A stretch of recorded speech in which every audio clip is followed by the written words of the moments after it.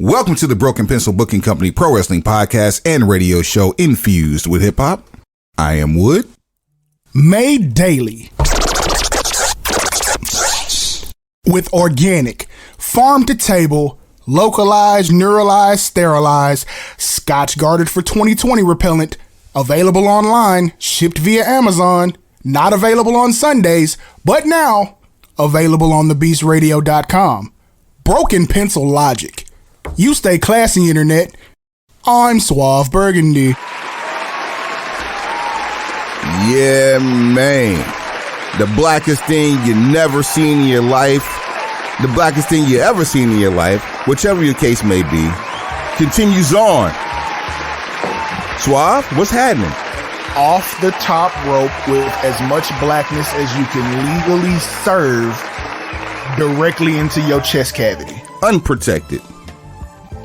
Man, here we are once again. Still outside. I'm back marked safe again. Back marked safe again. I'll take it. The testers is out. The block is booming. Green tops is on the deck. Green tops on deck. Yes, sir. Yeah. We live. Yo, before we get too heavy into the shit, because we got the shit. That just gave me a shirt idea. I'll tell you about it when we're done. Today's guest, later it's on. Not yesterday's guest. Today's guest is not yesterday's guest. You feel me? The guest just went up. We want to thank Primetime Dante Smiley. Indeed. We want to thank Red Dog Rodney Mack. Oh. And this week we got a gem for you.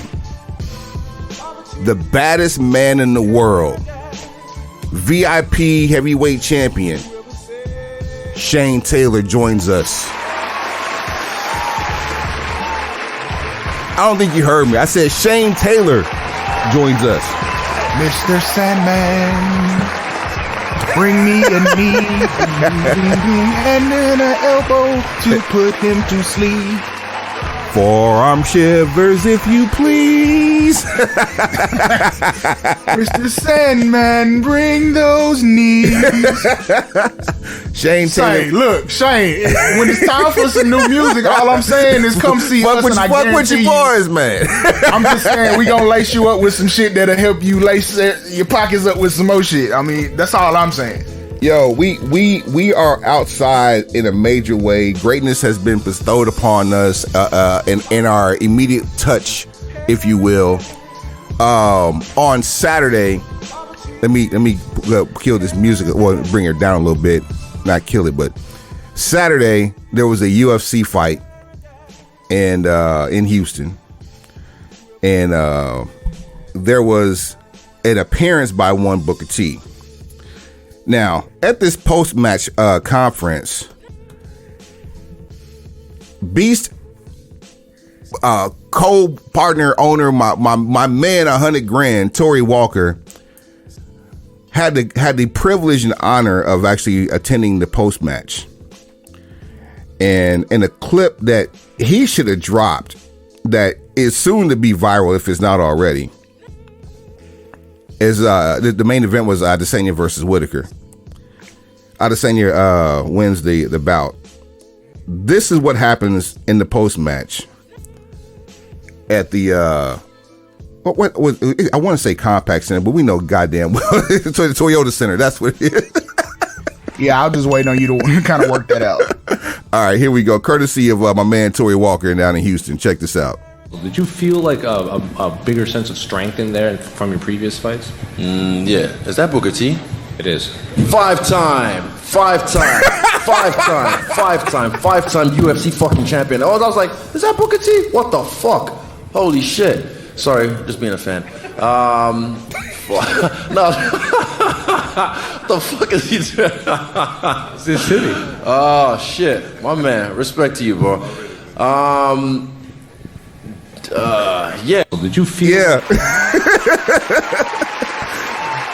Can you feel the raw emotion? That man's really a fan. He's really a fan. Like he lost his whole sense of professionalism. He's like, no, fuck what we talk. Well, look, how much professionalism do you really have to show when your job description is putting hands on the motherfucker? Beating ass. You know what I'm saying? Like, literally killing is my business and business is good because you die every time. You die a little bit every time you go inside the ring. What do you tell somebody what you do without telling what you do? Wham, wham. I massage brains into cottage cheese. Gee, I'm a door-to-door CTE salesman. All that you want to check out my newest inventory? Roundhouse. But yeah, like, so professionalism, it's a press conference, but yeah, I punch people in the face for a living, bro. Like, yeah, fuck you, me. Fuck you want me to do? Like, Brock Lesnar is body slamming, vertically challenged people on tables in restaurant lounges. You see how I skirted that? I could have got us in some really deep water. Oh man.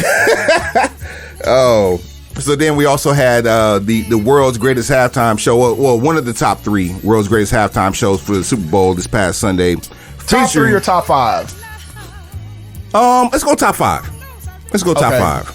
Give me the other 4. Give me the other 4. I'm gonna give you 3 of the other 4. I'm gonna let you do a pick 'em for the other one. Prince. All right. Michael Jackson. Of course. Janet Jackson, Justin Timberlake. Beyonce and Bruno Mars. Oof. There we go. There it is. An honorable mention, Black Eyed Peas showed up and showed out here in Texas. Yeah. They did. They went out. And there's a lot of other performances that were, very much, entertaining. But because keeping it a thou wow. Yeah, keeping it a thou wow. Black Eyed Peas was the first hip hop act to show up at Super Bowl. I don't care what anybody says. Black Eyed Peas were hip hop. I mean, when you as one of your group members write for Eazy-E, you are hip hop. Yeah. Hard to dispute it. And look, had you not given me that, I'd have been like, this is more like pop hop, or like, no, you got a direct hip hop connection. So I mean, it's first hip hop. So Sunday was the first gangster rap. Yeah, that's for sure.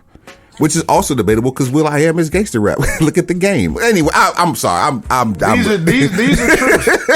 These are truths. Have you heard this shit like where there's a groundswell on the internet of people who felt like the game should have been a part of the set list? So I'm not mad at that. I was actually I'm more surprised that 50's name wasn't on the marquee when Eminem's was, although I understand why. But I knew he was going to be there, and I actually would have been upset if he wasn't there. By the same token, Game should have been there, and there should have been some kind of reconciliation, even for temporarily, some kind of like moratorium on beef, just so Game could have been there. But let's keep it all the way 1,000. Even though people know who Game is, it's not like Game got hits. Hey, I'm 50 Cent, and we met. It's not like Game got hits that will resonate with 100,000 people. His hits are directly tied to the person he's beefing with. But Hated to Love It is the record that you would have done in that particular situation. Like, it's not my favorite Game song. It's the most famous. The one that I would have done, ironically, is called Compton, but it's produced by Just Blaze. My favorite one is, what's the record Timbaland did? Which one? Off the first album? Yeah. Oh, that dun dun, dun, dun. That shit was stupid. That would have been the record. But okay, so people said that, and I was like, okay, that kind of sort of made sense. But the person who was really missing from that set list was Cube. Honestly, I would have expected a shorter Kendrick Lamar set to bring out Cube and Ren to do Hello, especially with Snoop on stage. That's what I was expecting. I think you could have got away with it. Like, okay, same setup that you had, but you would have had Cube pull out the Impala. And him and Ren drive up, drive up to the set. Because there's a car down there, so you have room for it. They just would have drove it. doing that record, Get Out, But I don't have much of a problem with the set list because I realize there are a whole bunch of concessions that got made, and you can tell if you went to the Chronic 2001 tour, saw that, and then saw the Super Bowl halftime show, you know there were a lot of concessions made. Yeah. Yep. So you know, enjoy what you got. But we had another conversation before we started rolling this, where it's like, hey, the respect for the hip hop culture, we gotta start doing, you know, some maintenance, or some things have to change. The fact that we had memes of those who were anti 2022 Super Bowl halftime show, and the description of the people who were anti in those memes, and it being 100% spot on, like tell me you're a racist without telling me you're a racist. Like, just because it's not Brooks and Dunn or Alabama or Florida Georgia line or Antebellum, as the case may be now, like you doing you doing way too much to go out of your way to tell us that you don't appreciate, and not for nothing, country was robbed anyway. If you really want to keep it a buck, that whole country was robbed. Matter of fact, that country culture. We know where music started. Let's not even go into that conversation. This is a celebration, bitches. We're just gonna be digging a hole with it. You know, no one wants to. Shouts out to my cousin Katrine, aka Anna. You know what I'm saying? She out there styling Mary J. Blige. You know what I'm saying? Like, you know what I'm saying? We out here active. This is a celebration. We ain't trying to sit here and sour nobody's fucking parade. We out celebrating our people. Like, the halftime show was for us, but then we find out how many people we got connected. It really was for us. Shouts out to Bavu Blakes. Hip hop grew up on Sunday. Like, this was a grown and sexy ass hip hop show. Like, everybody was sweating and needing pain pills afterwards. Like, this was life. You got to take your ibuprofens early. And you also got a classic game too. Like, my joke the whole week was the fact that there was a 4-hour rap concert, and before and after the rap concert there was going to be a football game that broke out. It just so happened the football game was one of the best Super Bowl games we have seen like ever. In terms of competition, I'm not saying that. And the refs let them play too. It was a really fast game until the fourth quarter, and that I think that soured a lot of the feeling. Because you could see the fix come in. Yeah, there was hands on this game. But and with some of the recent allegations, you know, from Brian Flores and even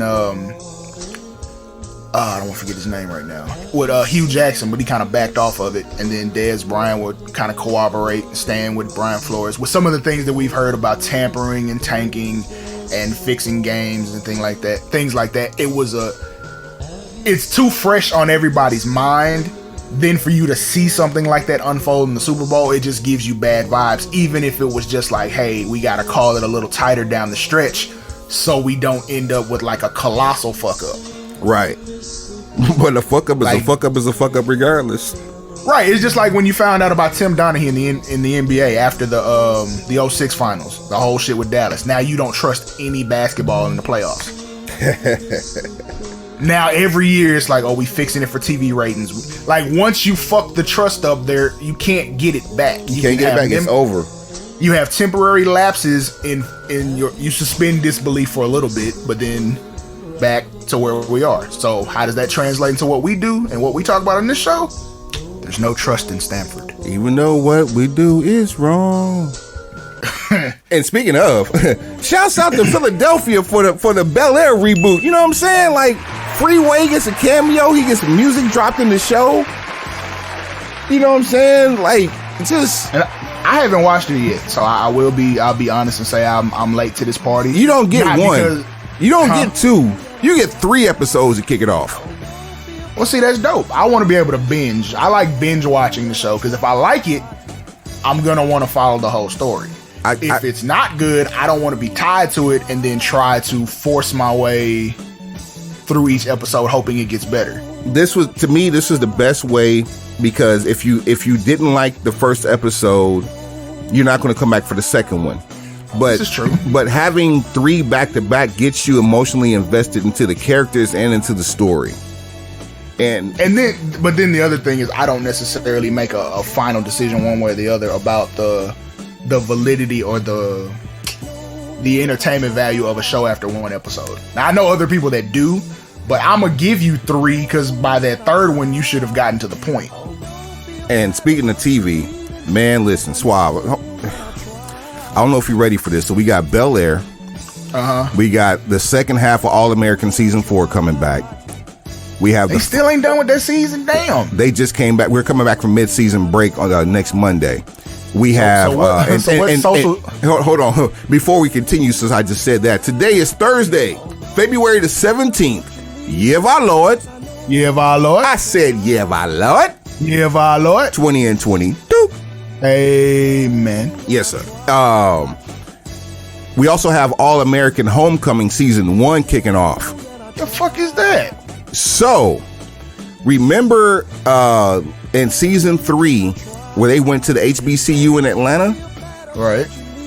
Well, that got spun off to its own show. Yes. So, wait. So, they're going to do a whole series based off the weekend they spent? So, Jordan's wife, girlfriend, whatever the case may be, accepts the scholarship, or this is what I understand, accepts the scholarship to the school in Atlanta, and she's going to Atlanta. And then what Jordan went to go play baseball? Don't know if he's actually going there or not. But I just have a feeling that the guy who was after her on that episode is going to be her love interest for this new show, for Homecoming. Because for whatever reason, when Coach and when Jordan's parents get remarried, I thought they went ahead and figured out that they were gonna annul the marriage and just try to be a couple.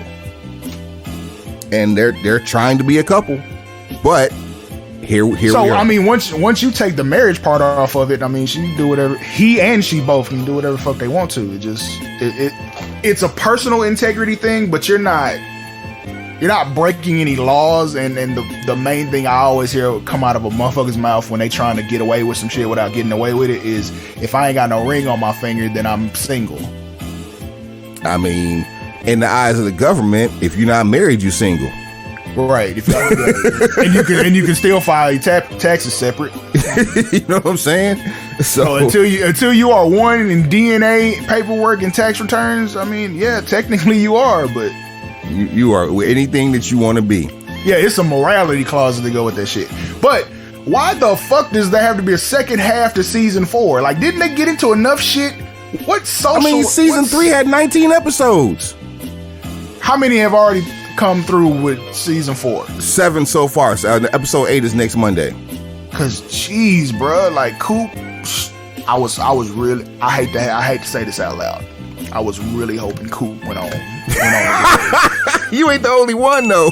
Unpopular opinion. Coop get on my motherfucking nerves. Do you hear me? Toxic. I mean, oh my She's God. She's bad for everybody she touches.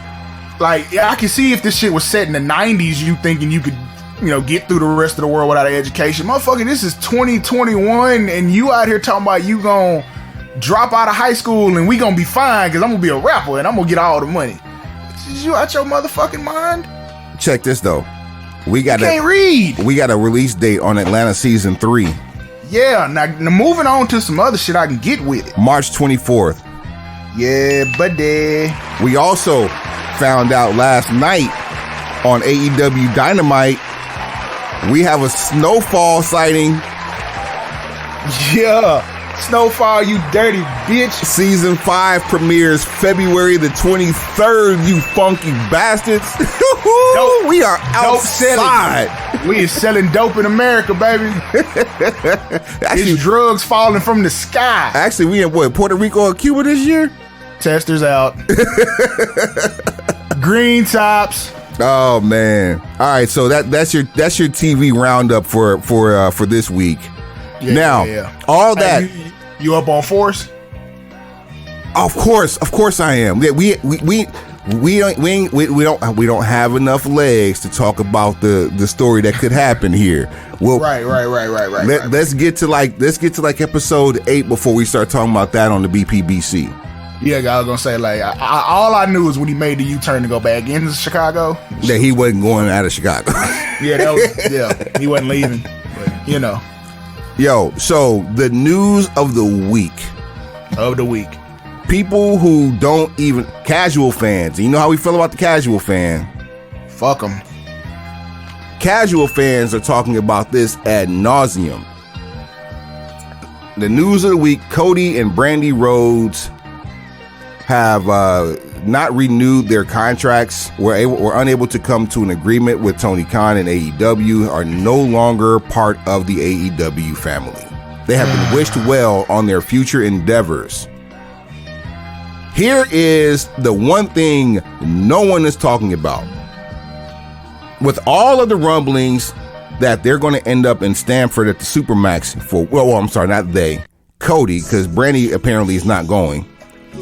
But all cap, like she won't be there. Get the fuck out of here. All cap shows or leads to believe that Brandy will not be in tow with Cody at the Supermax in Stamford. But here's what no one is talking about. You ready for this?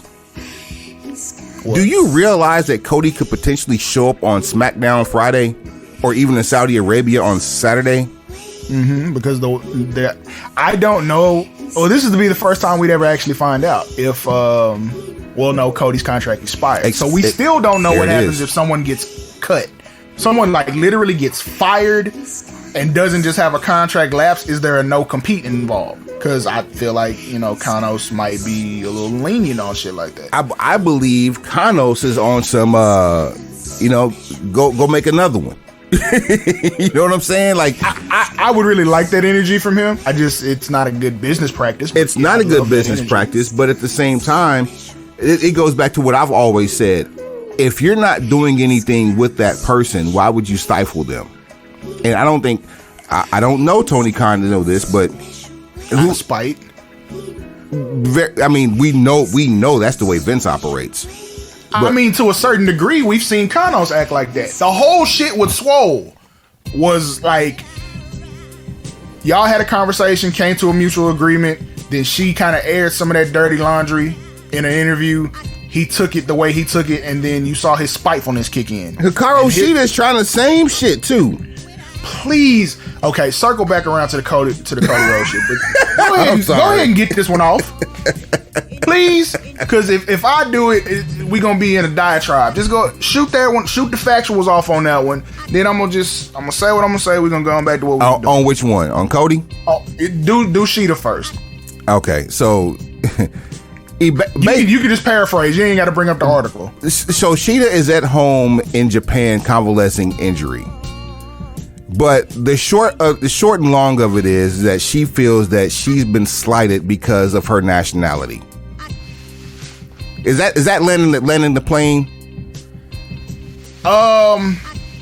She says that Japanese women. Yeah, it's harder for them now because there was an influx in the beginning, and now there's so much new talent that, way in the beginning of AEW where being a Japanese woman was an advantage. Now it's almost a hindrance because of the rest of the scope of the women's roster and how it's grown. And I'm like, so are you saying that because you have real competition here now? Or let me Congo Kong, first AEW Women's Champion Rio, Emi Sakura, like these are all people of Japanese descent or influence. Am I wrong in this statement? No. This was your main event tier in AEW at its inception. Let's keep it 1,000. It wasn't really good. Like let's keep shit 1,000. Like, of course, because I wasn't gonna go that blatant with it, but I will say this. I will say this.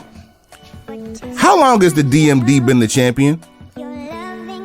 Long enough that you don't remember how long she's been champion? Bingo. That's the exact answer I'm looking for. I don't care about what date. She's been running Friday nights since Rampage has been on the air. Rampage went on the air August of last year. That I do know. And she's been running Friday nights ever since. Right, and I'm one of those people to say she's not getting enough airtime. That part. But why you got to run a 1 hour show on Fridays when the flagship show is on Wednesday nights? Ding. But it wasn't good. Like fuck protecting feelings. Like Kenny Omega has soft from spot. what we've gathered, might have a soft spot for Japanese female wrestlers. Hey, you like what you like. I'm not here to judge anybody. You spend a lot of time in Japan. You should have a soft spot in your heart for Japan. It's done a lot for you in your career, and you can speak fluent Japanese. Continue. Cool, but you ain't got to show me your hidden folder on national television.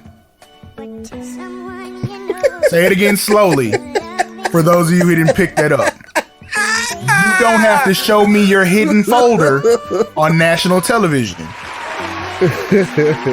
Whatever you got, whatever you got tucked away to the side, whatever you love is for you. But when you're dealing in a consumable product and creating content, variety will probably serve you a little better than niche, because you're basically pulling out a niche of a niche. Women's wrestling is already an acquired taste, so then you're gonna try to reach for the fugu fish, which I hate the fact that was the analogy I used, but fuck it. I grew up watching The Simpsons. I hate. You want to bring the most. I hate the fact that you brought that. You want the most difficult. Yeah, you want to serve the most difficult entree of the most acquired taste, and then feel some type of way when it doesn't work out like that. Like this. One or two, fine, because Sheeta is the cream of that crop, but now, she gets mixed in with all the rest of them. And then you have other women like, okay, Jade Cargill's not quite there in the ring, but as a personality and as a person to look at, she all the way there already. Bruh. And then you double down on how good a rookie is by telling the world that the arguably the best grappler in the world right now is training you. So I'm not, you know what I'm saying? So even with this faction shit we've been talking about, which I have dubbed the University of Violence. Oh, I love it. I love it. Yeah. Dean of Instruction. Catching UV rays, fam. That's their mascot, the UV rays. All I'm saying is for a nominal fee, soon to be a phenomenal fee, we'll slice off some of this broken pistol knowledge and put it on your plate. Yes, indeed, Lord. Yes, indeed. So, yeah, if university violence becomes a full-fledged thing, I don't see why Jade Cargill wouldn't be a part of that. Because, it makes perfect sense. It's happening in real life. Put it on TV. But you have her. You have Serena Deeb. You have... the professor of professional wrestling, Serena Deeb. Like, you have, not only do you have women that can wrestle, you have women that can wrestle that have personalities and speak fluent language of the land where the television show is actually being broadcast. Man. That matters. And words matter. That's why I said it exactly the way I did. I didn't say it like you have to speak English. No, you speak the language of the land. You speak the language of the land, or have a representative to do it for you. You got Thunder Rosa, you got Mercedes Martinez. You have people who have skins on the wall and just need an opportunity on national television. You know who the translator to the stars should be for AEW? Who that? My name is Armando Alejandro Estrada. What is Funaki doing? Somewhere still clamoring for being SmackDown #1 announcer. Funaki just sitting back counting money. Oh shit, they love Taka Michinoku. That's one of the EVPs. That's one of their favorite wrestlers. Why the fuck you ain't call him? Like literally, women do a driver named after him every week. every fucking week. Like, you mean to tell me you ain't got nobody to help out? But long story short, the whole shit with Sheeta and the way she rolled her article out in her interview, it, to most people, they probably read it and thought it was sympathetic. This is no different than what Swole said on the way out. Same points. Like, Sheeta said that, you know, they don't give you a lot of direction with creative. It's just kind of go do whatever the fuck. Same thing Swole said. So there's a lot of freedom. You basically need to come up with your own shit because they haven't hired a air quotes writing team. You have a head of creative and a booker, which is the audience of one. That's one person. Everything else, y'all need to try to figure that shit out. So that's where you see like people like CM Punk, see people like Maxwell Jacob Friedman, people who can handle the responsibility of, you know, basically tightrope walking without a net on live TV with a microphone. They shine. They move further up the card. They're the more entertaining people. They even those two specifically give you the inkling that while on the tightrope, you know, when that 1 foot slips and you dip down, you don't really think that left leg is strong enough to get you back up there. But both of them have that strong left leg where it can put you back up there and be firmly on both feet across that tightrope and still be in the middle and stay there without the rope shaking. MJF is a savant. And fucking CM Punk has a doctorate in this shit. As evidenced by his Valentine's Day promo last night. Listen, before we get into that, we really got to go back to Cody because we did all this to talk about Cody. All I'm saying is Sheeta ain't gonna get none of that same smoke that Swole got, and they basically said the same thing at all. Except if you exclude the one line that says nobody on television that looks like me, because Sheeta could probably say that same thing too, but remove that line from Swole's diatribe, it's the same fucking interview twice, and they're not gonna get the same energy. And actually, I would say Sheeta's energy is far more passive than Swole's was. Swole's energy was active. This is by far passive energy. When it comes to Cody, though, Cody is in a unique situation to where if he is indeed wanted by WWE, this is the right time of year to be wanted. This is also the same time of year that Cody requested his release 5 years ago. It is big check season. Who would you put him in the ring against? There's only two choices here, and one of them is an impossibility. So the first choice would have been Triple H. Triple H has had a heart maintenance situation. His wrestling days are probably long over. If he wasn't well enough to come back, if he hadn't been well enough or healthy enough to come back and deal with NXT, I doubt he's coming back to wrestle any type of WrestleMania main event. We could all be getting swerved, but fuck it, I don't think that's happening. It's heartbreaking to hear that. Just hearing it, it's heartbreaking because that is a feud that builds itself. Like, true, the whole you built NXT around Cody's father, essentially. Mm-hmm. And after his passing, Cody and Dustin both leave and go and become integral parts in the startup of AEW.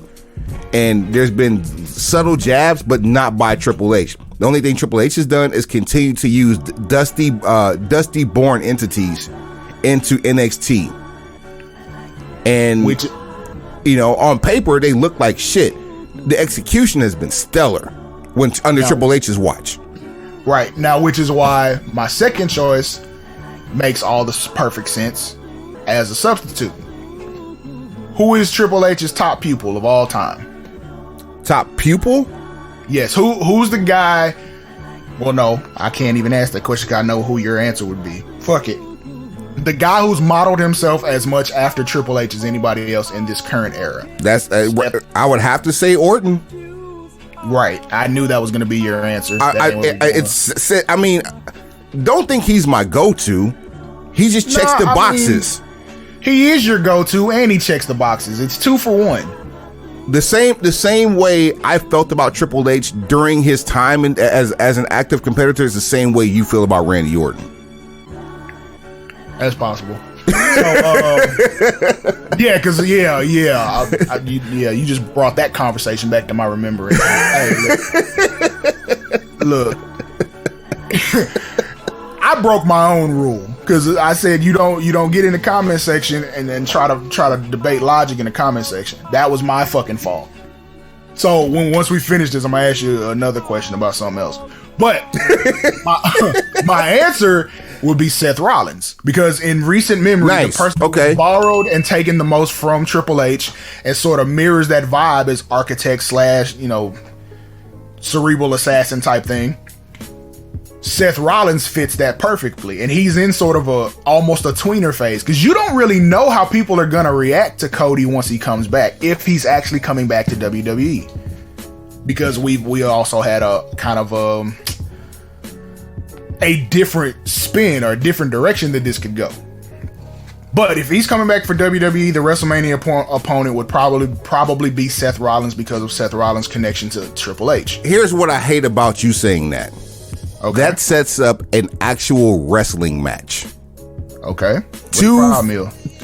I listen, I have no problem. I have zero problem with it at all. It's the Supermax that has a problem with an actual wrestling match. I love the idea, and you said a big money match for WrestleMania potentially. Big money would be Seth Rollins, because Seth Rollins is at the top of the food chain right now. So it's basically like when it comes to like the age range, right? Like you have Goldberg.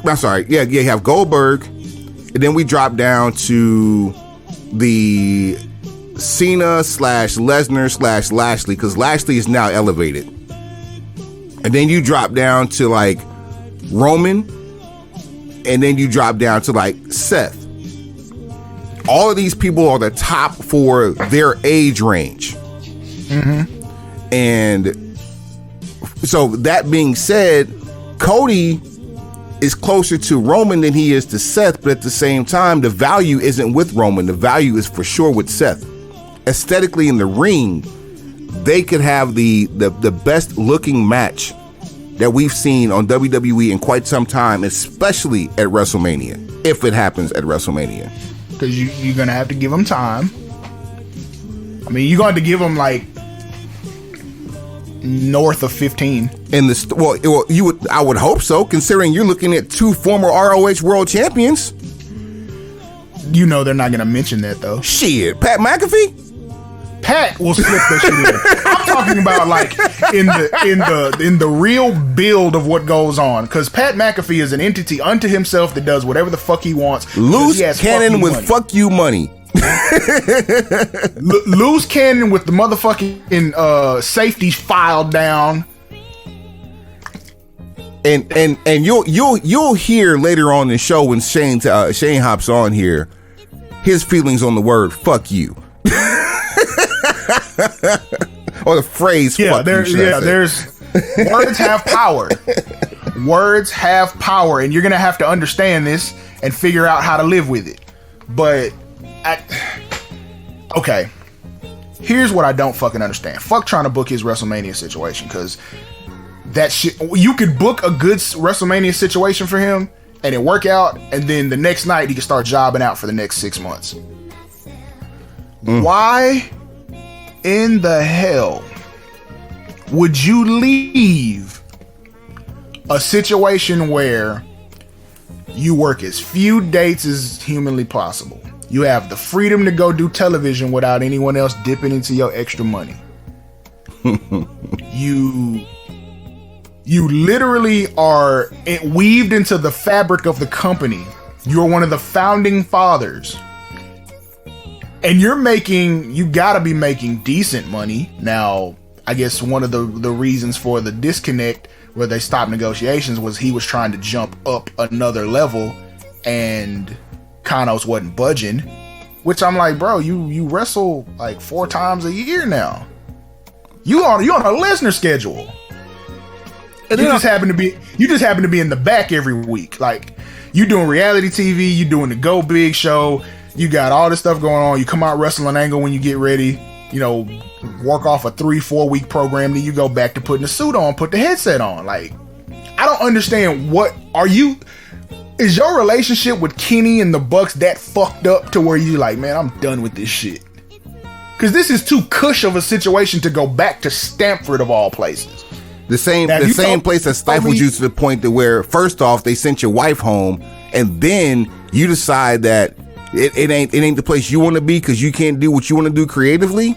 You can't get your one off with your brother at WrestleMania. So you leave and start a company, and you got that one off, and it's a top 5 match for AEW. It's a great match, but they gave it away. I mean, they didn't technically give it away. You had to buy the pay-per-view. Oh, okay. Yeah, they gave it away. Yeah. You know what I'm saying? But the whole point, I'm like, okay, so you say Brandy ain't going back with him. So now your wife ain't coming back with you. So you done fucked off one stream of income by leaving just based on that. Your brother's not coming back. He's like, he literally tweeted, "I'm staying. I like it here." And then he doubled down too. Basically said, whatever the fuck they do is they fucking business. Leave me the fuck out of it. You see what I'm saying? So I'm like, okay, how are you making these decisions? So now you're just gonna go back, I guess, because you feel like you have unfinished business. But the person you need to finish the business with is no longer in an in-ring performance capability situation. Now here's what's crazy though. We're putting way too much stank on this. Shouts out to Tony Snow. I don't think we putting enough on it. Well, I mean, it's debatable, and it's a story that's going to continue to grow legs the longer we go without seeing him on TV, because absence makes the heart grow fonder, not grow yonder. And that, it might be the greatest magic trick of all time, because on AEW television, they couldn't wait for this motherfucker to either turn around and get the fuck out of the arena. You bring back Dashing or Stardust. You bring back any of these entities, or you just bring back fucking Cody. If he come out of Stardust, I'm done. Like, fuck him and everything else he planned to do for the rest of his life. He need to come out of Starman while you bullshit. No, that should be Seth Rollins' first line. If they have a WrestleMania Starman, well, if it isn't Starman or Stardust or whatever they used to call you, the winner is you. No, you want to fuck? You really want to fuck some shit up? Okay, I'll show you how to cause a scene. The real Cody Rhodes comes back. They set up their WrestleMania feud. When it's time for Seth to come out, he's dressed as Stardust. fucking with Seth or Seth the no oh Seth that's Drip King Drip King Seth Rollins funny how we go from 2 years ago to Kung Fu Panda to Drip King Seth Rollins, because he is outside with this. He done figured it out. I mean, good for him. Good for him. You hit the applause for him. Having a child and getting married has really fixed his outlook. And I still reserve comment on Becky, because I need to watch that Stone Cold sessions with her.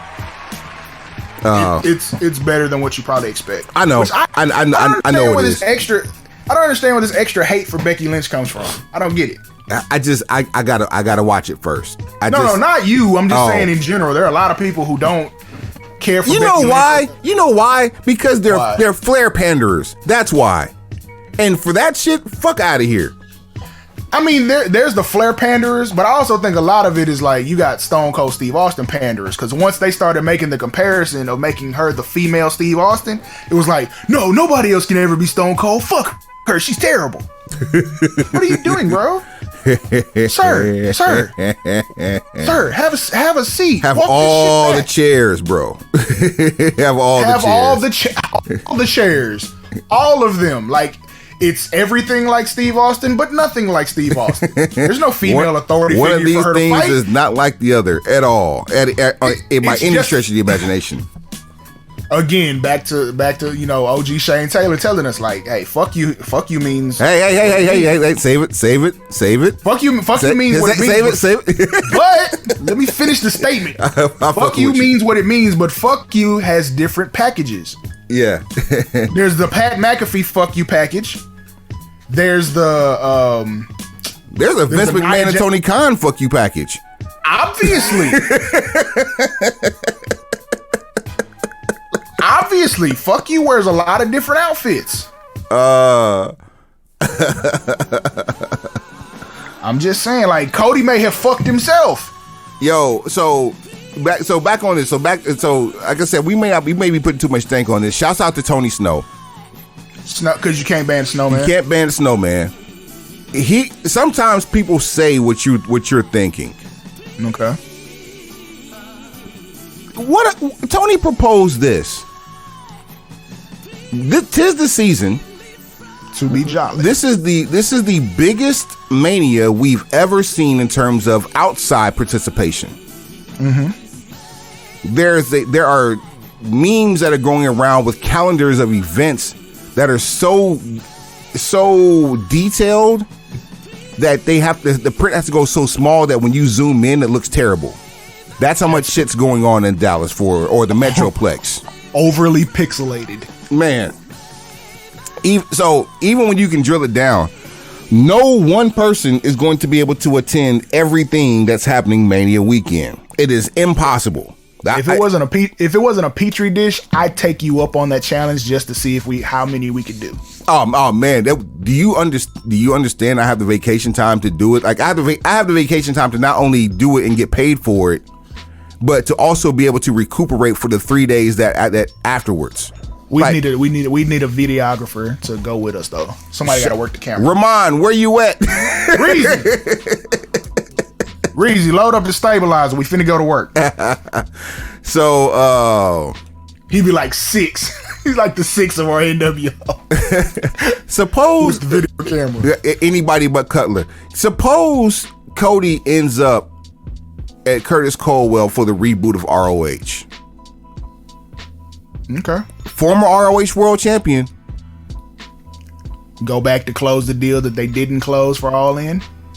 I mean, Cody could literally be the gateway for the forbidden door between ROH and AEW. Possibly.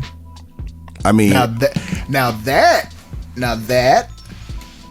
might be some gangster shit.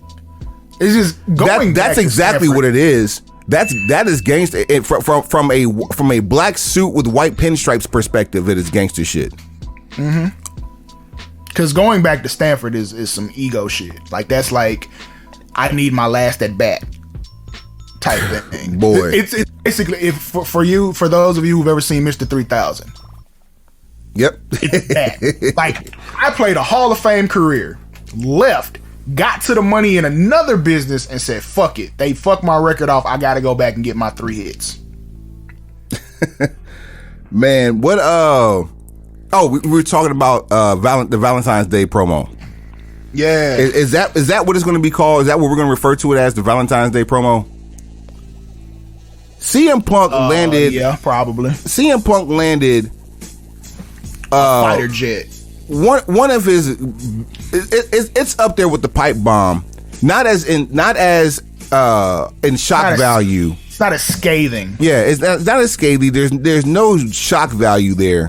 But in terms of being able to put on a masterclass of promo, and for like this promo literally spanned 3 wrestling generations. And you have to watch AEW Dynamite or go catch it on YouTube or whatever the case may be. But he talks about the match with MJF for Revolution. Mm-hmm. And so Punk gets the call. He got the call of the match, the stipulation for the match based on him winning the tag match with Moxley last week. He sits cross-legged in the middle of the ring with a box, and inside this box is the picture of Maxwell Jacob Friedman and CM Punk. And CM Punk leans into him and says, where this may have been the greatest day of your life, to me, it was just Friday.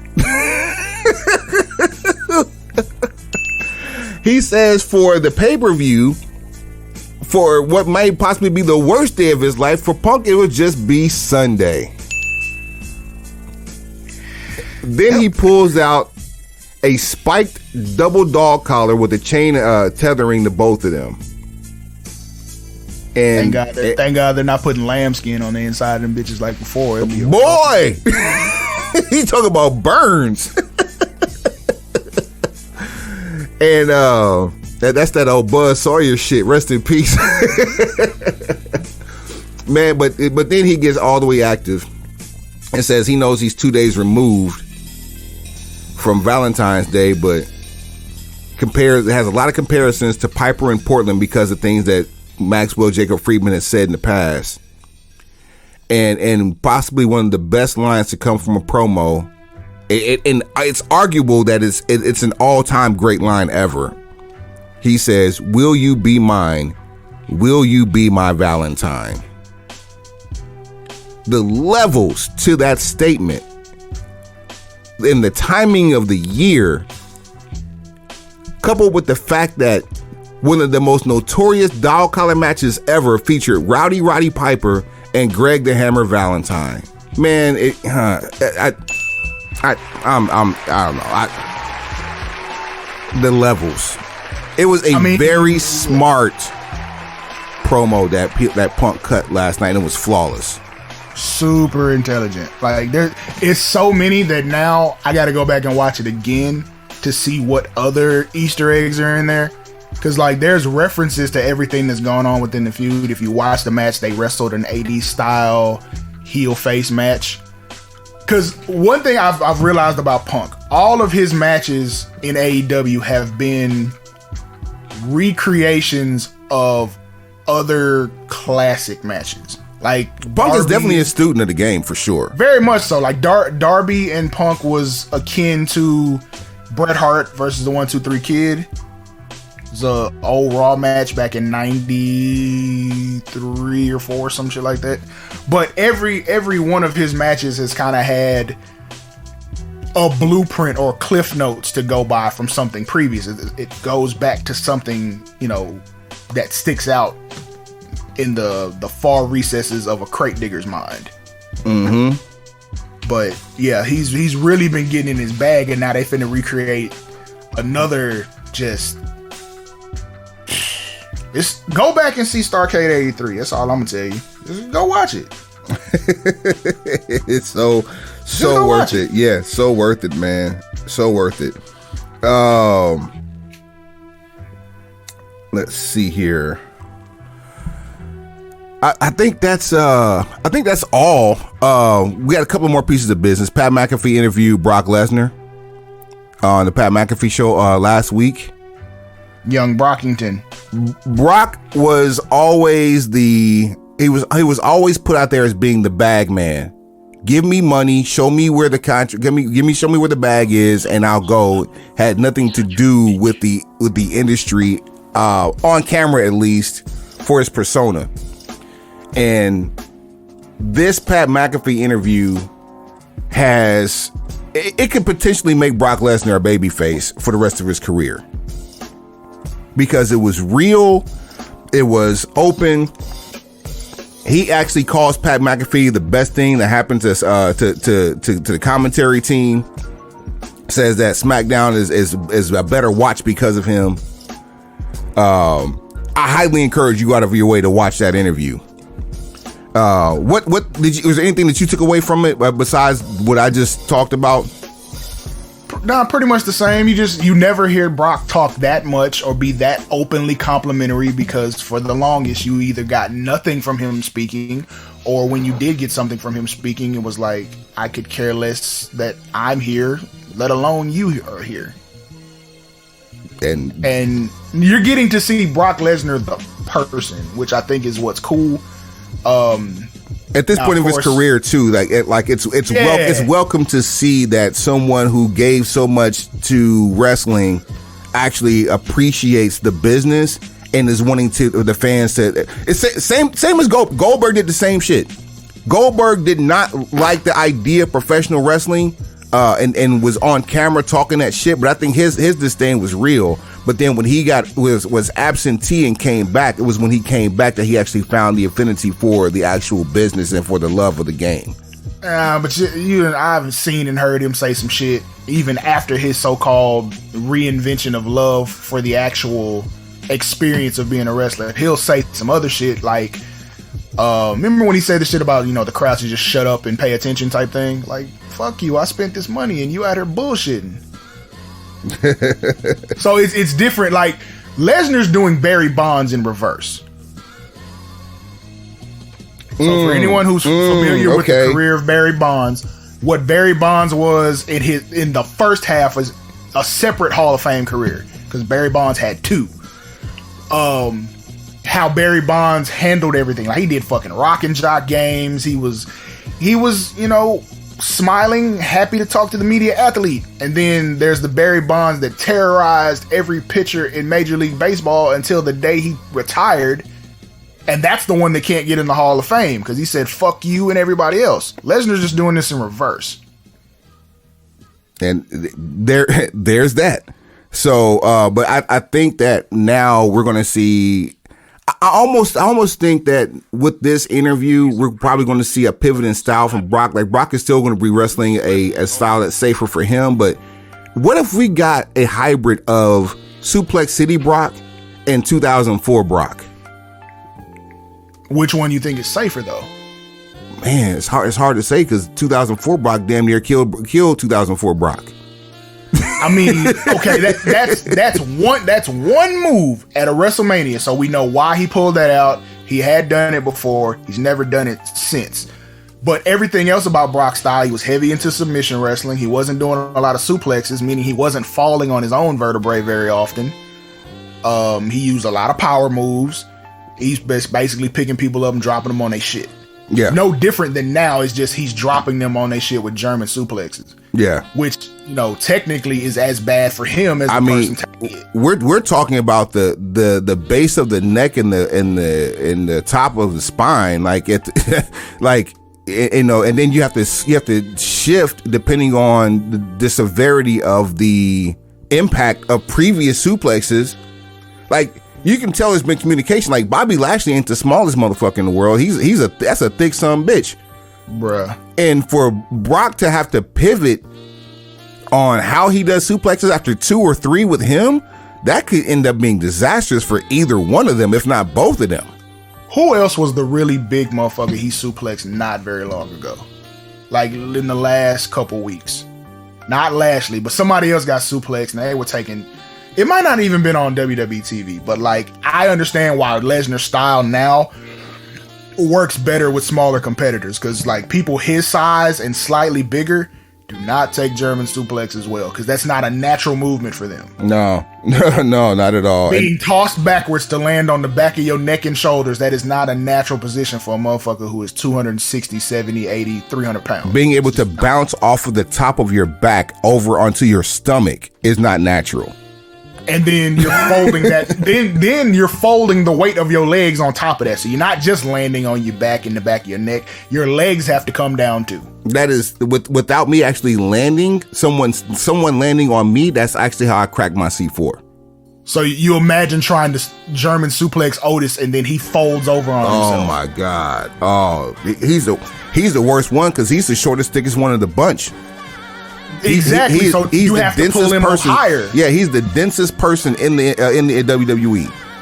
And you can tell whether or not Brock likes you, because if he doesn't like you, he's going to pull you up higher so that you land higher. If he does try to take care of you, it's almost like a snap German where he just rolls you off the front of his chest. And he takes the majority of the blow on the middle and lower part of his back. You got it's levels to it. It's levels. He's very smart. Very smart. Which is why I asked which one is safer. The answer is yes. And there you have it. But we're getting the best of Brock Lesnar at the end of, or what we think may or may not be the end of his career. We don't know how much longer he's gonna tolerate this shit. I mean, I guess as long as the money's free. We about to do this the quickest way we've probably ever done this, just so we can make room for Shane Taylor. You ready to play a little game? Run it. Hey. You know who ain't gon' win. You know who ain't gon' win. You know who ain't gon' win. Let's say it this again. I know who ain't gon' win. You know who ain't gon' win. You know who ain't gon' win. We say it this again. I want 1, 2, 3. Get your tail. I want 1, 2, 3. Get the fuck on. 1, 2, 3. Get your tail. I want 1, 2, 3. Get the fuck on. Hearing that makes me miss doing shows in the same room at the same time. You know what I'm saying? Yeah. I mean, we have been involved in some classical situations. Yes, indeed. This week's You Know Who Ain't Gonna Win is for the Elimination Chamber taking place in the Kingdom of Saudi Arabia. this coming Saturday, 11 a.m. Eastern Time, only on Peacock on the Cock. Live, get on the Cock.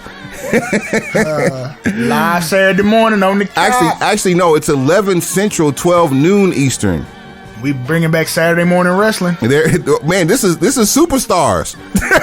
It is, for real. So the kickoff show is gonna be like WCW Worldwide. Basically. Chopper City in the desert.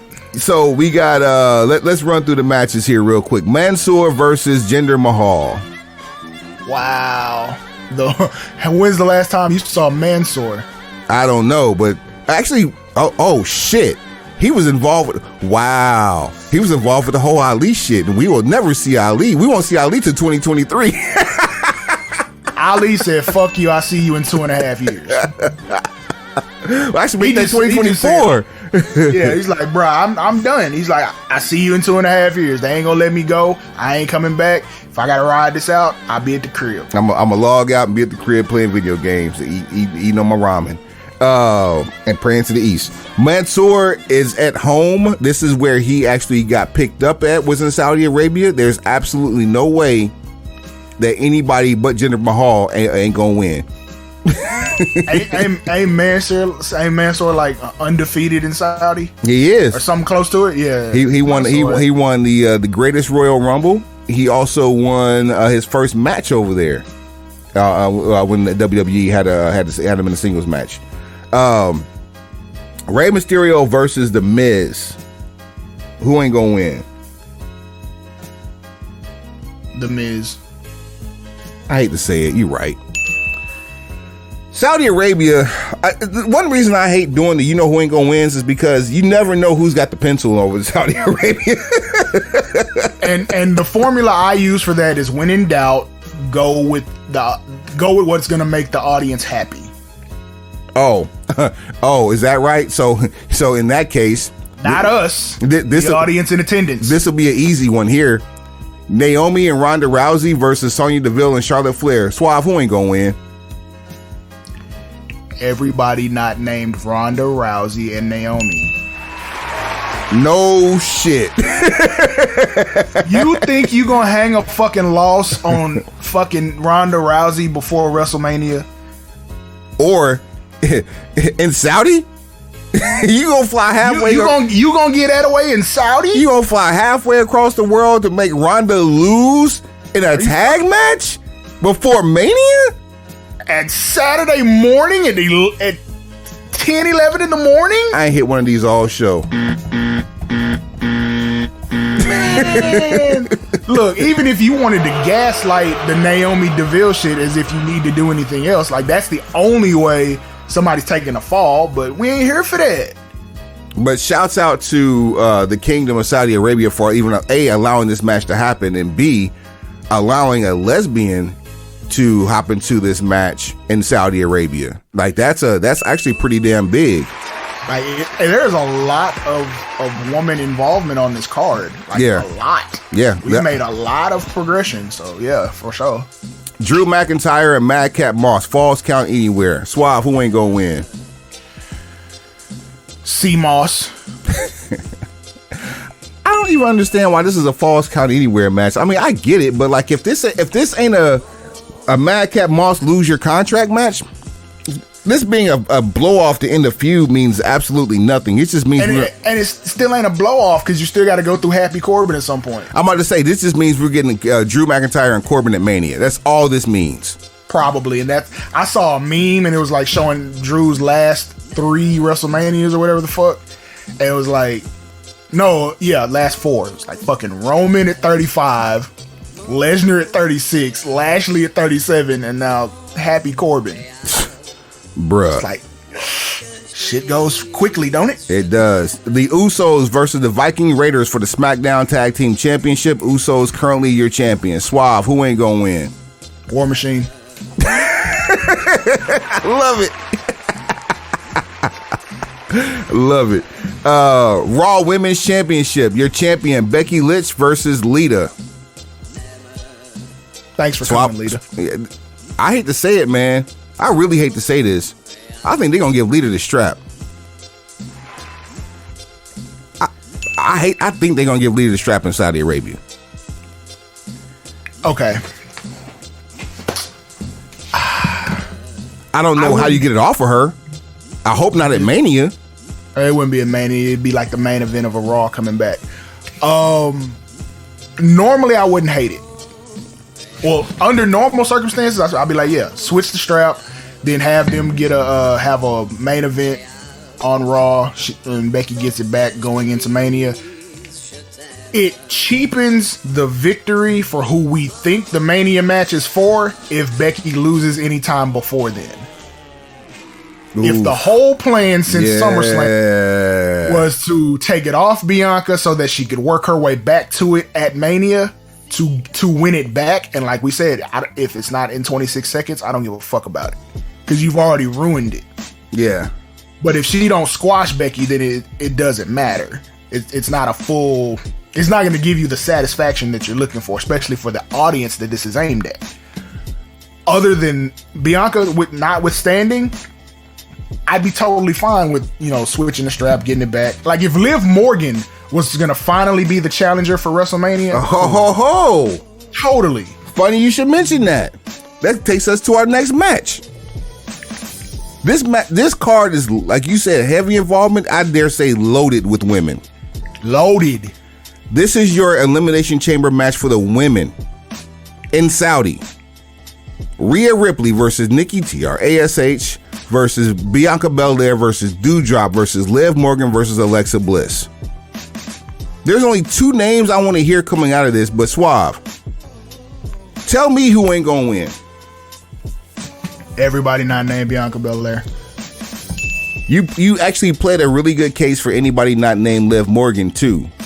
I did, but I mean that's because I know what I'm doing with this shit. The rest of these people, I don't know. None of these names other than Bianca Belair screams WrestleMania main event. So run them names off again. Rhea Ripley. Rhea should be in a better position than what she is now, but life is life. You know who Rhea Ripley is on the men's side? Drew McIntyre. I was gonna say Cesaro, but same. Well, you've seen Rhea Ripley. You've also seen Drew McIntyre. You haven't seen Cesaro. Good point. Nikki ASH. That's gonna be Rhea Ripley's dance partner for WrestleMania. Bianca. We already said Bianca. Doudrop. I don't even understand why she's in this match. Because she's the woman and she's on Raw's roster. You got to fill these spaces somehow. What you gonna do? Liv Morgan. Challenger number 2. Alexa Bliss. That's that. Wild card. How the mighty have fallen. Yeah. Wild card. Shout out to It's Always Sunny in Philadelphia. If this character reboot is what we think it is, then that's your only other possible option. If you have something really good planned for Alexa Bliss, then you could probably see her take Liv and Bianca out and replace it, or you could end up with a 4-way at WrestleMania, a triple threat or a 4-way, because it's not like Becky has a clear path to one challenger that we see that makes sense. Because, like I said, you've mishandled what happened with Bianca because they wrestled like 40 times after SummerSlam. Bianca's had like 6 rematches.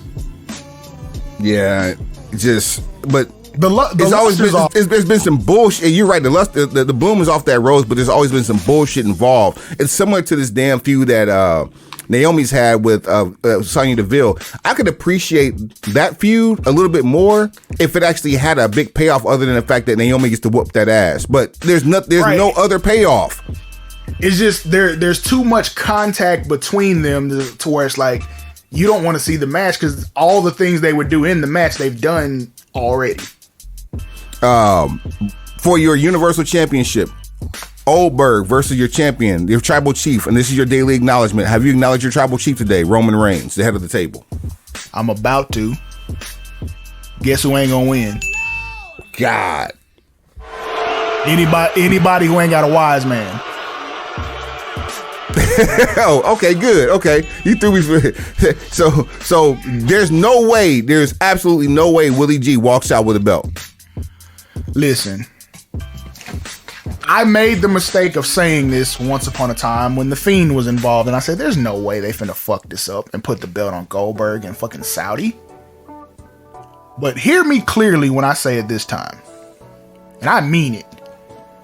There is no fucking way that we are about to ruin a 500 plus day reign as Universal Champion for the greater glory of a man who's been able to milk 25 years of paychecks off of 2 years of relevance. The shit's gotta stop. And for me, this is where it stops. Mow this man down, as our tribal chief has said, Goldberg, and get the fuck on. I love it. That's it. And then finally, for your WWE Championship and Elimination Chamber, you have your champion Bobby Lashley versus Brock Lesnar versus Seth Rollins versus AJ Styles versus Riddle versus Austin Theory. Truth be told, I could do without Austin Theory, but I understand why he's in here. This match on paper could be a match of the year candidate. On paper, have all the ingredients. Oh man, you got all of them. You've got one of the greatest champions in the history. Actually, you have 3 of the greatest champions in the history of this business, and Lesnar, Rollins, and AJ. And then you also have Matt Riddle, who's a legit badass, who's been made to look like an idiot. Theory, there's so much stuff you want to see, man. Theory, and still we've got plenty of tread left on those tires too. Don't get it twisted. That man might just be 30. Austin Theory, who is definitely the next in line, and then Bobby Lashley, who ain't changed a physical appearance bit in 15 years or 17 years in this business. Who ain't gonna win? Everybody not named Lesnar. I think. Go ahead. They're dead set on this title versus title thing, which I'm not against if you're going to unify them, but I don't see how you put Lesnar in this situation this close to WrestleMania and he not win if he's going to be in your headline main event. What makes this match of the year candidate possible is the order of entry and elimination. Are you going to get the standoffs and face-offs that you really want to see? Are you going to get to see Lesnar and Riddle work a little bit? When does Lashley come in? Does he start the match or is he in the pod until the end? We know Lesnar is going to be the last entrant, or should be anyway. Smart Money says, well, I wouldn't say Smart Money. House Money says AJ and Austin Theory kick it off. But I'm thinking we're probably going to see Riddle and AJ or Riddle and Seth Rollins start it. Give me AJ and Rollins to kick off. Man. Just any combination of AJ, Rollins, Riddle, or Theory to kick off other than AJ and Theory. But then if you plan on beating Bobby Lashley at some point, Lashley probably should start. And there that is. We'll catch you back here next week. Sit tight. We had a monster with the Baddest in the World coming up with Shane Taylor. Right after, we ain't right after. We gonna just do that shit right about now. Before we get too deep into the things, let's see if I can hit down these hashtags real quick. Broken Pencil Logic, mark my words, you can't write this. Fuck the Casual Fan. Help me out. Let's see, how many did you just run off? I got 4. We already know what the last one is. The last one's always the last one. I mean, price just went up. I mean, that's the last one there. Always. Look, Jerry Jones taught me a very valuable lesson. There's 5 rules to business. Number 1 is ask for the money up front. Okay. And he forgot the other 4. I'll take it. Ladies and gentlemen, on the horn with us right now, on the opposite end of the ether, for Black History Month, we have one half of the Pretty Boy Killers. You don't understand what I just said. We have one half of the Pretty Boy Killers. Out in the streets, they call it murder. Former ROH World Television Champion, former ROH World 6-man tag team champion, current VIP Pro World Heavyweight Champion. Shouts out Lou Gotti. And I want to heal him simply because he beat Gang. He beat Gang, JTG, for the belt. But he's here with us right now, ladies and gentlemen. Live and direct, Cleveland's own Shane Taylor. Shane, what's happening, man? What's good, boy? Thank y'all for having me. I appreciate that. We appreciate you for jumping on here, man. I didn't realize unless I got some bad information here. Did you actually start in 2014 as a professional, or is that your ROH debut? That was my ROH debut. I started in 2007. Gotcha. Okay. 2007, started Cleveland, Ohio, under Ray Rowe, J-Rock. Give it up one time. And yeah, man. And then in 2014, 2015, started having dark matches, tryout matches. And then after each of those, I chose one thing to fix that they told me to fix. And each time I came back, I had fixed whatever their issue was with me. And then by, 2015, 2016, they saw me there with Keith, said Kev and Kelly, looked at us both and dressed in suits and was like, oh, I like this. And the rest is sort of kind of history. Yeah, my first memories of PBK was watching ROH TV, and the suits gave me Curtis Hughes, Big Bubba Rogers vibes. And from your early days of doing the more fleet-footed style, which for one, you are a larger than average guy to be doing to have the moveset that you have, you and Keith Lee both. And you went from a faster fleet-footed style to now a more hard-nosed ground and pound. You still get up, but you have arguably the roughest forearm shiver in the business right now. We cringed. We saw you at VIP in 2021 and we cringed from the front row. You laying it in. How was that transition for you in terms of the morphing of the styles from 2014 to up to now? I mean, it's always important, whether it's wrestling or combat sports or anything, to evolve your style as you go.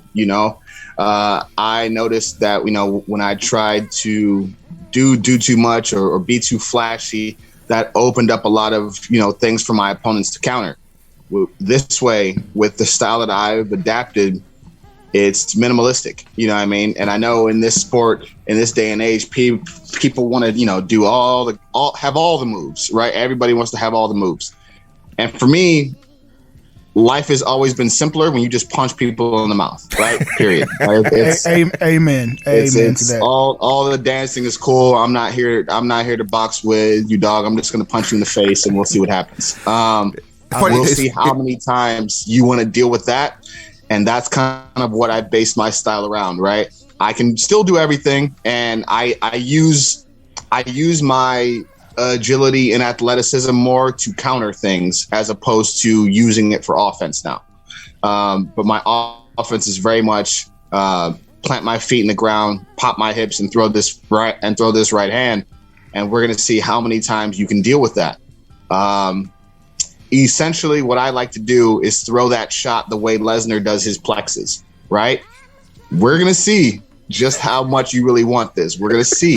And you add that into everything else, but every time you think you have an opening, bow, you got to feel that. Every time you think you got some space, bow, you got to feel that. You know what I mean? And just stay in people's faces, stay in people's chests, give people no room to breathe, no room to think. You know what I mean? Just have that constant pressure. You know what I mean? It's a very close, snug style. Yeah. It is insane. Absolutely. Like people can take notes from the smaller things, and you describing this, like if someone were to close their eyes and and you're painting this picture for them, they still would have no idea how close you are to people and how impactful these blows are unless they've actually seen it firsthand. Wham! I mean, that's what I like to do, man. Like I believe wrestling was best when it was presented as combat, as being simulated combat. And I believe that it should still be presented that way. I'm not saying there's not, room for anybody's style or what anybody wants to do. I'm just talking about the promotion aspect of it.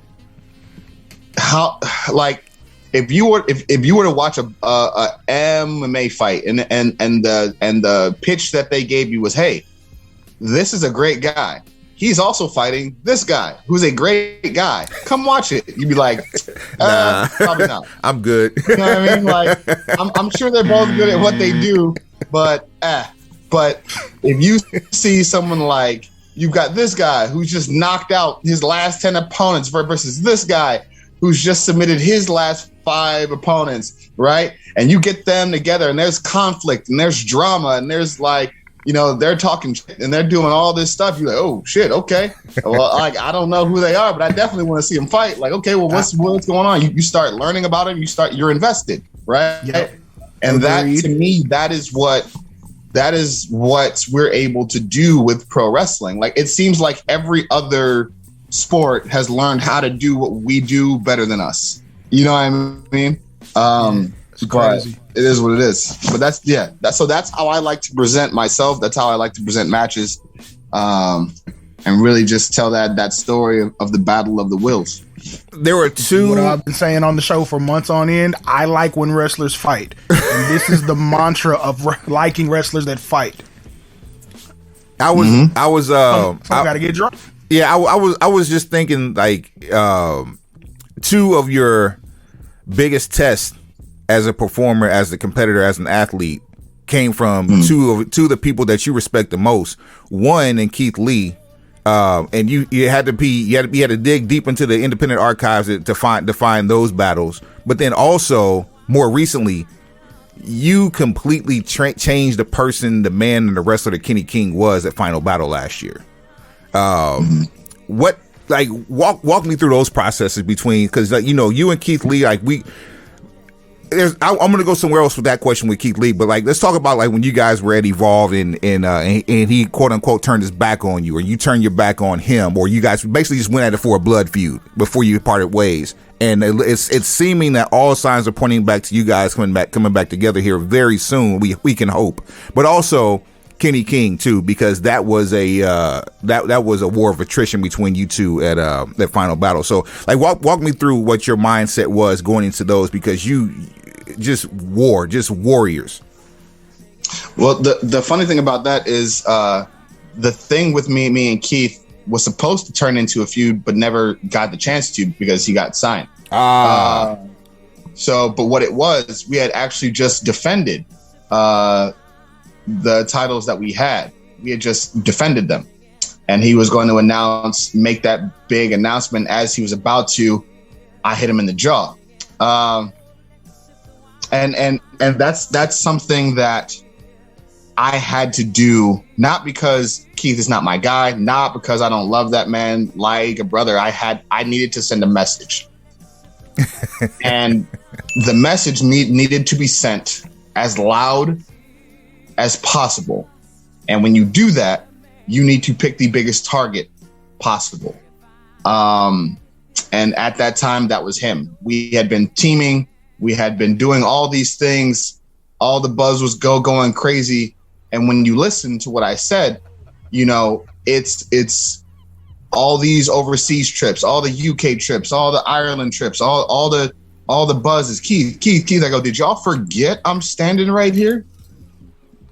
Did y'all forget that every single step he's taken, I've been right here by his side? What the issue that I had was not with Keith. It was with everybody else. It was, hey, I understand. Keith is 3-pointers. He is alley-oops. He is dunks. He is highlight reel after highlight reel. I understand why you would like that. I understand why that's captivating, why that's inspiring, why that is why you want to bring him to these places. Let me explain to you what I am. I am I formation, 4 yards a carry up the middle. Is it pretty? No. Is it effective? Hell yeah. I win the damn game. Big facts. In this basketball, I am defense and mid-range shots. I am the fundamentals. I am everything that they tell you that allows everything else to be. You don't get to have the alley-oops if you don't play defense and do all the things that, like, it all works together, right? So you can't expect one half of the equation without the other half. You can't underutilize or undervalue the other half because you think this half is more exciting. You see what I'm saying? And so I wanted the opportunity to prove that because nobody knows Keith better than I do. Nobody knows guys like Ray Rowe better than I do, right? I know when we step across that ring that he's looking into the eyes of his equal. Man. And it was a point that I wanted to be able to show the world that, you know, in real time. And as far as Kenny King, you're talking about a guy who I've gone on record as saying I think is the most underrated performer of the last 20 years. And someone asked me about him today, and I compared him to Ziggler, right? He's someone who is so good and makes what he does look so effortless that it appears as though he's not trying, or it appears as though he's not, because you see such a high level so often, you've become used to it, right? It's become, you know, commonplace and expected. Exactly. Right. It's so you're like, oh, you know, it's just what he does is still incredibly difficult to do. And very few people on this planet have the ability to do it. You've just seen him do it for so long and so well that it's become commonplace, and it shouldn't be. Final Battle was about a few things. It was about each of us proving something to Ring of Honor. It was about each of us proving something to professional wrestling. It was about each of us proving something to each other and then proving it to ourselves. What a lot of people don't understand is that, and maybe they do, but they don't know why. You don't get a lot of black wrestlers able to tell black stories in professional wrestling. Man, what they just witnessed and what they just saw, if they've been following, right, was for the past 2 years, they've seen a 2-year story between myself and Kenny King that started with me losing the TV title to Dragon Lee. You fast forward, and just to give some backstory, I get to Ring of Honor, find myself by myself, join the Rebellion, start learning from Kenny King, Caprice Coleman, Rhett Titus. Learn lessons from them. Fast forward, that has to end. So I'm back on my own, still receiving those lessons, but now carving my own path. I follow Kenny King's path, right? TV champion, solo star, coming into my own, create my own group. STP. You are the CEO of Shane Taylor Promotions and the namesake, of course. Absolutely. Right. So STP is not only my vision, but a blend of all the lessons and all the things that I learned during my time with Keith, with the Rebellion, and taking those talks and taking those values, taking those beliefs now and turning them into and bringing them to fruition. Right? Essentially, what STP could be is the evolution of what the Rebellion was supposed to be. I feel as though the Rebellion was probably 2 years ahead of its time, because if the Rebellion would have hit now with everything that's going on, you can't tell me we wouldn't be the biggest group in wrestling, right? So, and you can't tell me right now that STP is not arguably the one of the biggest groups in wrestling, right? So that, like, it only proves my point. And then you get to a point to where now you get something that we're all too familiar with, especially in Black culture. You see somebody who's starting to shine. Now, all of a sudden, the person that was shining, the person that was getting all the love, all the praise, all the accolades, now they're seeing it go to somebody else. What does that breed? That breeds envy, contempt. That breeds jealousy. That breeds contempt. That breeds what we all see, that hey, yo, there's only room for one. That crab in a barrel, that you know, like you've got to somehow dim their light because only one of us can shine, right? Those things that we're all taught. To be able to take that and be able to turn that into a television story and see Kenny King, see his little brother now transcend the TV title and compete for the Ring of Honor World title, a title that he never got to win. So now little brother is attempting to become greater than he is. Right? Another chapter in the book. Another chapter in the book. And how he deals with that, right? How he prevents that from happening because he wants himself, he wants to still be that guy, right? And then we go on that journey of me trying to get revenge on him for doing that, right? Ultimately, that culminating at Final Battle. But this is where the beauty of the story gets brought in, because that's simply from my perspective. The beautiful part of the story is when you look at it from Kenny's perspective. And even though he's the guy that people hate, he wanted to be the person that people hated because he wanted to be the catalyst for my growth going forward. Kenny King has been someone who has seen every single world champion in Ring of Honor. He's seen them all. Wow. He knows that only one of us was allowed to be there, and he also knows why they were allowed to be there. Then here I come. Someone who thinks the way he does, walks the way he does, talks the way he does, believes damn near everything that he does, has the attitude, the ability, the mindset, the drive to break down every single door that was closed on him. Except now, I've sort of stopped my progression, not because, I'm not as focused, but because I'm more focused on bringing up people around me through the rest of the doors that I've already knocked down. And Kenny sees there's a few more doors left. What he doesn't want is for me to waste the opportunity and the potential that I have to knock down the rest of them. Mm-hmm. So what he wanted to do was remind me, hey, it's good that you've done this. It's fantastic that you brought everybody with you. You still have business to handle. You're getting this opportunity, but you're not ready yet. And you're not ready yet because your mind isn't ready yet.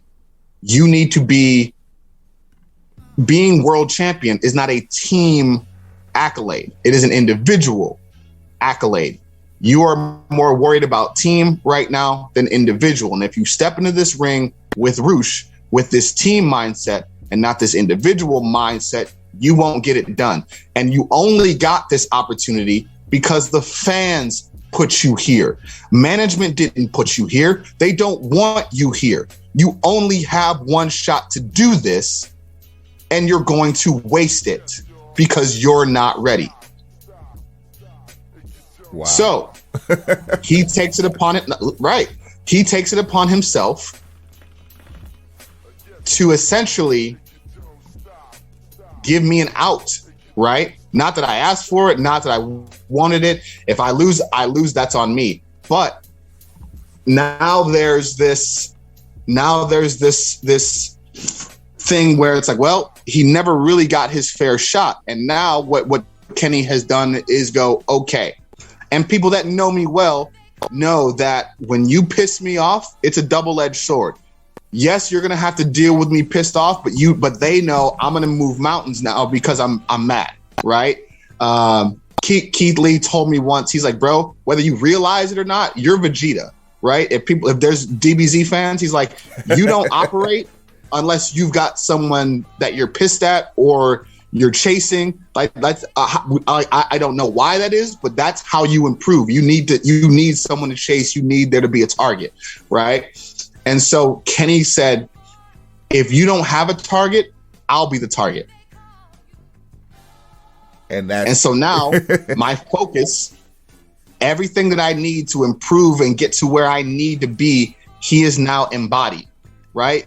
And who else would do that for you but someone that loves and cares about you and wants you to be better? Who's willing to take those shots, to go through hell, to make sure you're better? Iron sharpens iron, diamond sharpens diamond, like any of the cliches. Absolutely. And then so we go through that, we go through final battle, all the lead up to that, all the jumpings, all the attacks, all the words, all that there with the same goal at mind. Fine, I don't care if you hate me. You're going to have to. You are going to have to do whatever it is, find whatever it is, bring that out of you, because only that guy is going to be able to climb this mountain. And nothing short of that is going to work, right? We go out there and final battle, he understands that he has brought out the best version of myself, and he's going to bring the best version of himself. And if he wins, then I wasn't the guy that he thought I was. If I do win, then okay, I'm ready to be that guy, but he has to take that L. You see what I'm saying? Right. So you got all these things playing out, and ultimately with that and the salute at the end and the hug, that's us in our own way telling fans, telling our culture specifically, something that I preach all the time. There is enough for everyone. Yes, indeed. There is room at the top for everyone. In order to be the man, you do not have to cut your brothers down at the knees. You don't. That is something that other people have told you. That is something other people have put into your head. You do not need to do that. No other groups do that. When you think about how the world works, when you think about group economics, when you think about building up communities, they do it together. The way the dollar circulates stays with them. The way things move, all of these things, you build up the community, right? And we were able to showcase why that is so important and tell all of these stories within a year and a half, essentially 2-year time frame. Now, and I would challenge anybody in professional wrestling, any fan, tell me a time where you saw a story like that play out on TV in pro wrestling. Now, and typically with African Americans specifically, you're not going to see that for that length of time, and so there's so many jewels you drop as far as cooperative economics and the bringing people up and keeping people up with you, as opposed to leveling people at the knees and dropping them down. While this is going on, Shane Taylor Promotions is on the uptick, which is you as a CEO and the captain, of course. You also have some great talents in Khan, Moses, Ron Hunt, O'Shea Edwards. Those guys have been getting more shine for Shane Taylor and Shane Taylor Promotions away from ROH, especially here in the Texas market for the independent scene. Talk about those guys. Like how important are those guys to the movement, and more so, how important is it for you to show their ability to rise to the next level? It's paramount. It's absolutely everything, right? If this was a football team, like, bruv, if I'm the quarterback, Ron is the offensive coordinator. You know what I mean? Like he's putting the game plan together. We're strategizing. We're doing everything we have to do. O'Shea is the left tackle. Man, I'm going to make there's nothing I have to worry about coming from that side of the field because I know he's got me, right? And whoever it is coming that way is getting put on their ass. I got no doubts about that. You know what I mean? And Khan and Moses are that 1-2 punch. You know what I mean? It's they're going to make every catch. They're going to break tackles. They're going to score. They're going to get yardage. They're going to do every single thing that they need to do to make sure that not only the team wins, but they look damn impressive while they do it. And they do. To see their growth and maturation from when I saw them at the dojo, watching their confidence grow on every promo, watching their performance get better, watching the chemistry get better each and every single time they got out the ring. You know what I mean? It was the thing of beauty, you know, and I sat there and I smiled because we're just getting started. You know what I mean?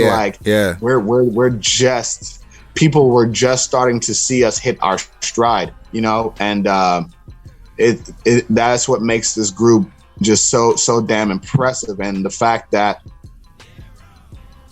I can lend my name to them to be able to give them a higher platform to jump from is just icing on the cake. Yeah, right? They don't need it, but it makes it better. No.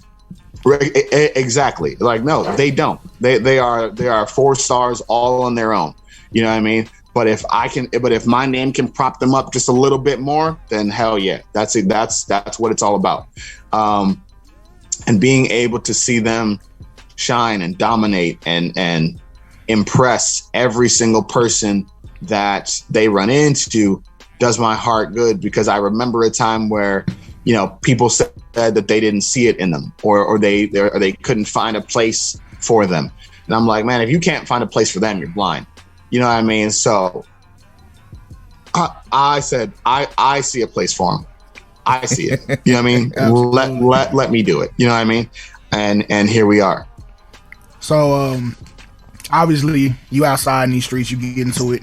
And you do a lot of traveling in a group and a lot of traveling solo. What's the vibe, especially because it's obvious that you're a person who thinks, you know, it's very cerebral. So what's the vibe like musically when you're traveling with the group and when you're traveling solo?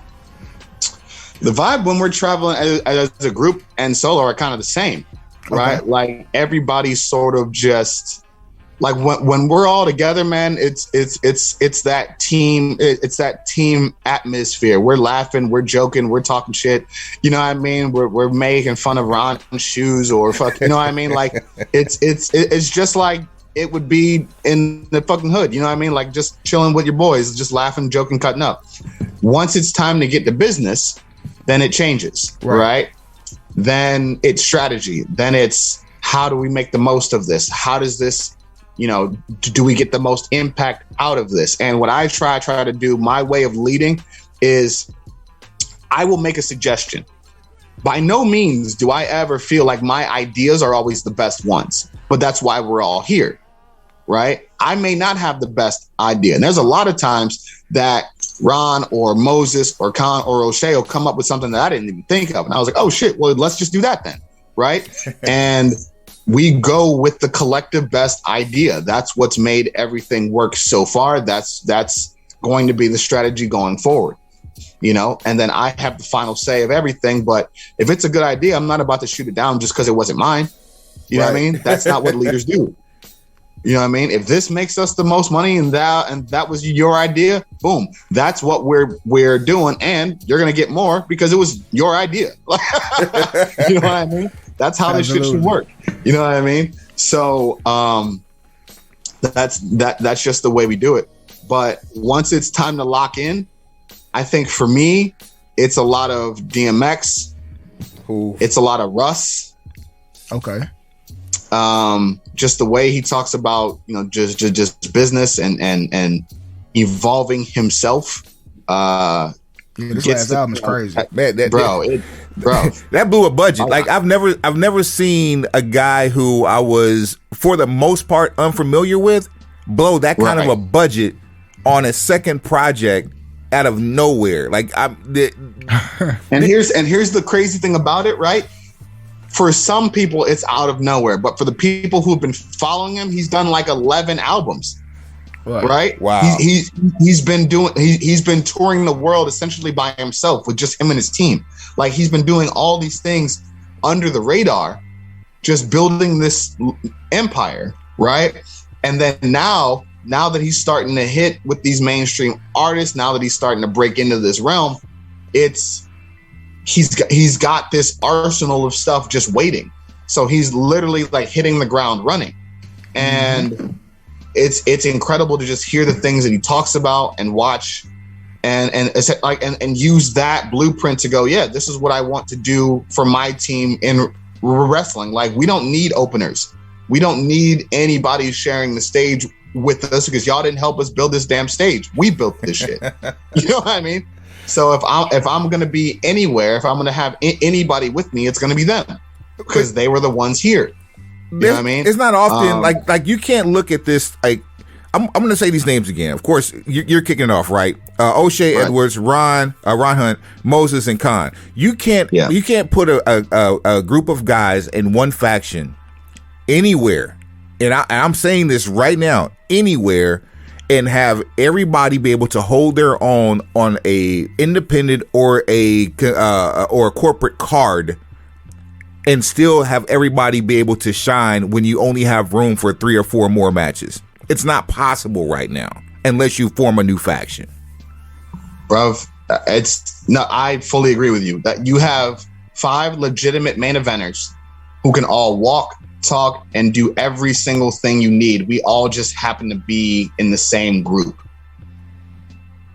And that's like nobody's touching us right now. And that's the scary part for a lot of people, because there's a lot of people out there right now eating really good. And the second you let that door open and we walk in, we're taking all your food, bro. Like, we're taking it all. Like, you're going to have to, by the time you realize we're ahead of you and you have to step your game up, there's no chance you catch us. There's no chance. And that's a scary thing for a lot of people, because they are used to being on top. They are used to being the favorites. They are used to being the ones that everybody, calls the best. Problem is, they know they're not, and we know they're not. Put us in a situation where we have to prove that. We've got no problem with it on our end, right? Right on. But they're not ready to really have those problems yet. But yeah, so DMX, Russ, and a lot of Jay-Z now too. It is of my belief that Jay-Z is wasted on the young. There's lessons that you learn as you get older, as you become a man, as you become a father, as you try to conduct business, as you evolve who you are as a person. Those things aren't really conveyed when you're younger, right? Because your mind is just in a different place.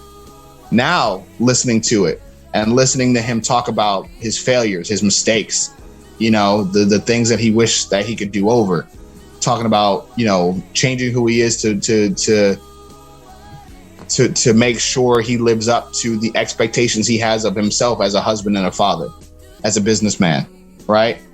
Getting back to lyrics meaning something in hip hop. To me, that is what's going to define his greatness, is the ability to sell the same, do the same, have the same impact, but also evolve and continue to be, so much more than just an artist, to be, to not have to ride the wave of bullshit. You know what I mean? Like, he can still do his thing his way, right? Instead of sounding or being like anybody else or fitting this, this genre of whatever it is, his way is booking Super Bowl talent and making people forget that the Black Eyed Peas were the first hip hop group to ever lace a Super Bowl stage at halftime. Like, that's the Jay-Z way, bro. Like, and if you can go out and make people forget about other people, job well done. That only speaks to your greatness, right? If you can go out there And the Black Eyed Peas are not a small group. Like, they are a worldwide group. If you can go out there and make people forget about them, that's tough. You know what I mean? That's tough. That's like factual. Imagine a fighter coming along that makes people forget about Muhammad Ali. Boy, you know what I mean? You're gonna have one person mad when that happens, because it's gonna take a long time for the people to even not know who he is. Even the generations that never saw him fight. Exactly. Right. So to be like, whoo, like, did y'all forget about this? You'd be like, oh damn, we did. Like, oh shit. Like, it's but that level of greatness, man, that requires a lot, you know, and him speaking about that, taking the chances that he does on his music too, because he says a lot of things that I'm sure bring him backlash, right? And I don't know how his world works. I haven't reached that level of stardom, you know what I mean? I probably don't even want to. It seems like a very crazy world, right? But I'm sure there's a lot of people that hear what he says and go, hey man, the hell are you doing? You know what I mean? The fuck was that? You know what I mean? Like, there's only two black people I know that can get away with dropping that many M-bombs and still be billionaires and be able to cut and write the check, and that's Jay-Z and Dr. Dre. That's it. Those are the only two. Kanye. Oh, we'll throw him in the bunch too, because he's definitely in that conversation now. Yes, Kanye. Yeah. Then there's that. You know? I mean, here's the thing, right? People love to dismiss Kanye. But I'm like, fam, here's the thing. Let's not forget, like, I think Jay-Z is just getting to his 2nd billion, right? Kanye's at like 6. Oh man. And like, let's just keep it, you know what I'm saying? The level of like fuck 6. You was insane. But, listen. And someone like myself who enjoys the phrase that there's nothing says fuck you quite like fuck you. Hit the bell one time. You know what I mean? Like, nothing really hits it the way chef's kiss. That's funny as shit. And says, fuck you, Kanye's at that level that, bro, no matter what you say about him, all he has to do is look at you and go, bitch, I'm a billionaire 6 times over. The fuck have you done? And what are you gonna say? I'm wearing $1 billion dust rags while you're talking about them being dust rags. Fuck you mean? Like, I can do whatever I want, essentially, right? The truth I can do an open say whatever I want, and my status, the things that I have built, allow me to take those hits. I can do everything that you can do, and you can't do the shit that I can do. I win. Right? Yo, okay, so that brings me to this point. I want to build 2 mixtapes. We do mixtapes on this show, and it can be from anything from music to artists to wrestlers to eras to matches. Let's do 2 mixtapes real quick. We're gonna do a mixtape like right now. You're building a mixtape of for your next trip from we'll say Cleveland to Chicago. You're making a mixtape in the car. Give me some music that you bumping in the car from Cleveland to Chicago, and then while you are listening to this music, I want you to tell me. And we're not driving a car. We're driving a 9-seat Yukon. We gonna fill this bad boy up. Who's in the ride with you while they listen to this music? Okay, so like we said, I mean, it's filled with Russ. There's so many Russ songs on my playlist right now. He could fill up a whole soundtrack by himself. Okay, you know what I mean? But lot of Russ, a lot of Jay-Z, DMX. Like I said, there's going to be a guy by the name of Ebenezer, who's from the UK. Okay. He's absolutely dope. While we're over there, we're gonna hit Jay Huss. And we're gonna hit I want to say Stormzy. I'm gonna say while we're in the UK, I fucks with Pete and Bass too. I don't know who that is, bro. There's some geezers. They're like 70 years old, bro, and they've got bars. Are you talking about the 2 old white dudes? Yes, sir. Okay. Probably not them. Not that has anything to do with it, but just when I imagine my hip hop, that's just not who I see telling me about life. You know what I'm saying? But listening to him, yeah, I fucks with him. But go ahead though. Listen, then that's dope. You know what I'm saying? But there's a song called First Things First. I believe it's by I would have to check, but it's and then like you got Audacity too. Audacity is one of my favorite songs. It's like who the fuck went and gassed you up to make you really think that you could be clashing me? Like, who really told you that you could stand here with me and do this shit? You know what I mean? Straight like, moxie. they lied to you. Straight right. moxie. Like, who do you think you are? Right? And so you've got that. Man, it's long ass car ride. So what else do we got in there? You would obviously have to have some Kanye in there. Now, which Kanye though? I actually like. No, hold on. We're going No Church in the Wild, Kanye. Ooh, okay. You see what I'm saying? Like, Watch the Throne, yay. Watch the Throne, yay. Okay. You know what I'm saying? Okay. Like, Otis Redding, yay. You know what I mean? Like, Okay. Like, Call Pete Rock for a gym, yay. Right. You see what I'm saying? Lot of Nipsey Hussle. Ooh, right on. Rest in peace. Okay. Yeah. So, like, I mean, probably if we're just trying to just vibe out and just have one of those trips, that's probably where it's at, right there. That's a hell of a lineup for that. Because it's a boring trip. It's not a short trip. Well, actually, it is a short trip, but it's a boring trip. So that's a hell of a lineup for that. Now, I'm saying, whether it be current or whether it be from your past or whether it be from those who have gone on, your heroes, who's in the whip with you? You got 8 seats to fill. You driving, you riding, and everybody else is riding with you. So like, who you got? Who's going shotgun? Everybody in STP. So that gives us 5 right there. That's 5 right there. So 4. You got 4 with you. You add Keith Lee. Okay. You add Raymond Rowe, and you add Kenny King. Ooh, you got one more. Give me a legend. You got one more. A legend. You add Taker.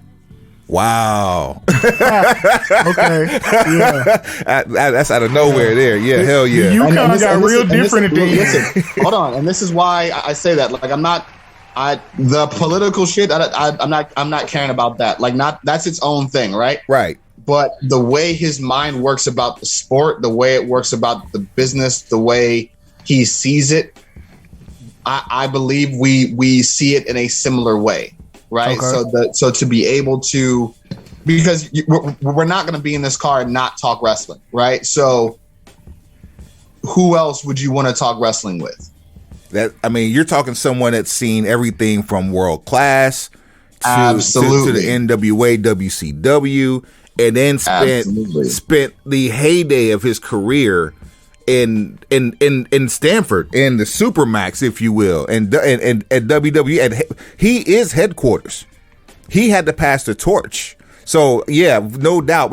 And it's hard to believe this. Here we are in 2022, and I remember seeing him with the same person that managed him to his last days.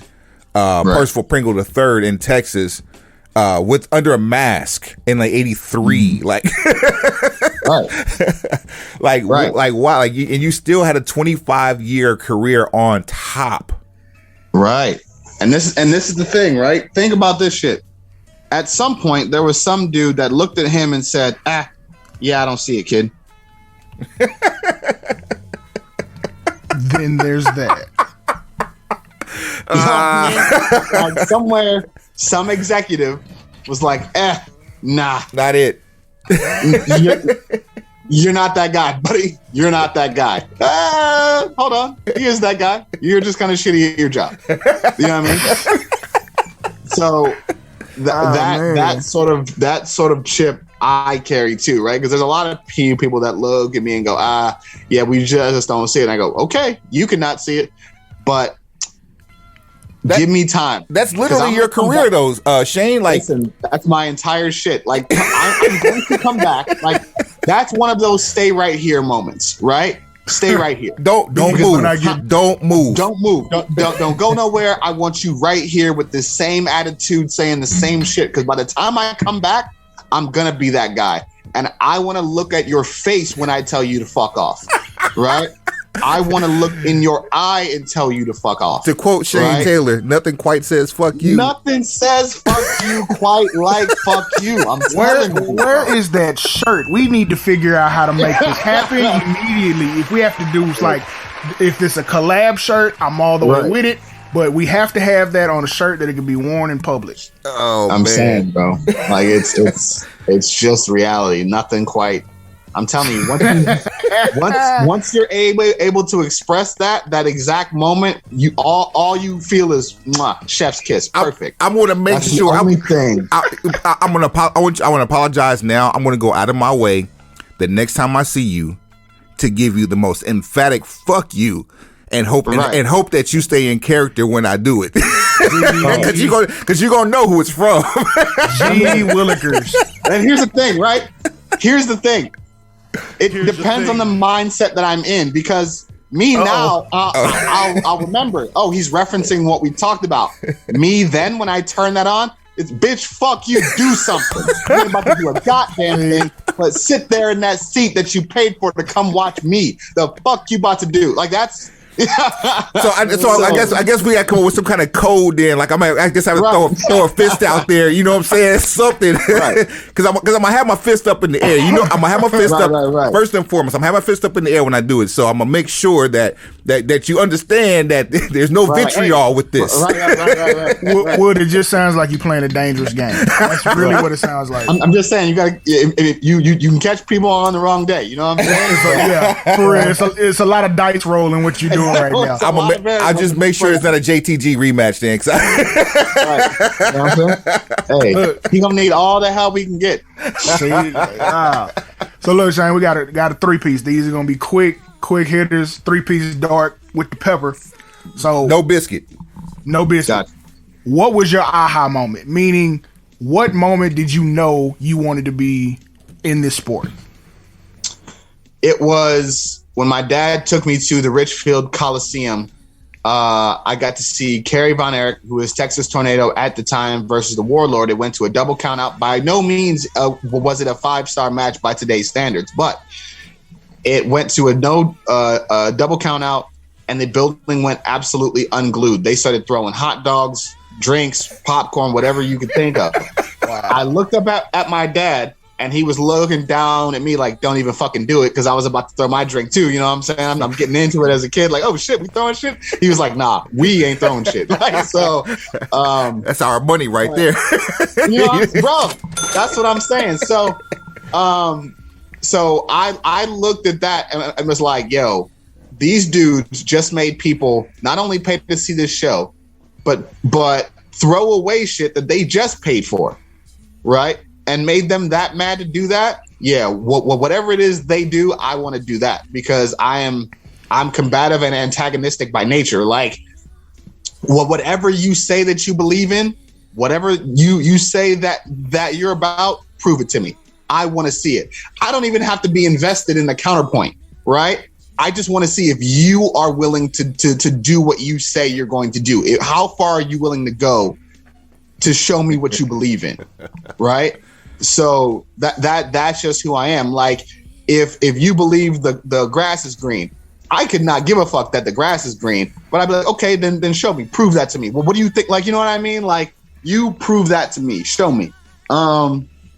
That's just who I am. So yeah, that was the aha moment that I was like, hey, I definitely want to do this. And then what solidified it was watching Ron Simmons beat Vader and win the world title, because then I saw myself in Ron. Like, there's a lot of other great legendary black performers that we've had.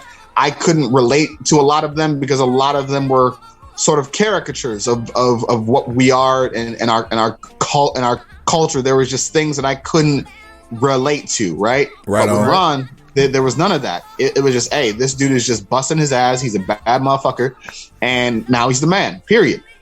And it was like, okay, there it is. Okay, so that rolls right over to the next question. Favorite black wrestler of all time?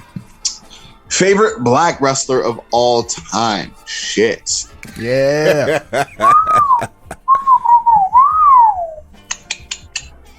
That's tough. That's feet to the fire action right there, Swab. We getting myself. Okay. Okay. Get outside, Shane. I know people are gonna hear that and be like, "What the fuck?" But like, no, there's people that I admire. There's people that I put on a pedestal. There's people that I emulate. There's people that I pattern certain things after. But if you don't believe in you and love yourself to the utmost, then you can't. I'm never gonna reach where I want to reach. You see what I'm saying? So. I'm my favorite wrestler, and my job then is to go out and try to put together a career that can be comparable to men who have come before me.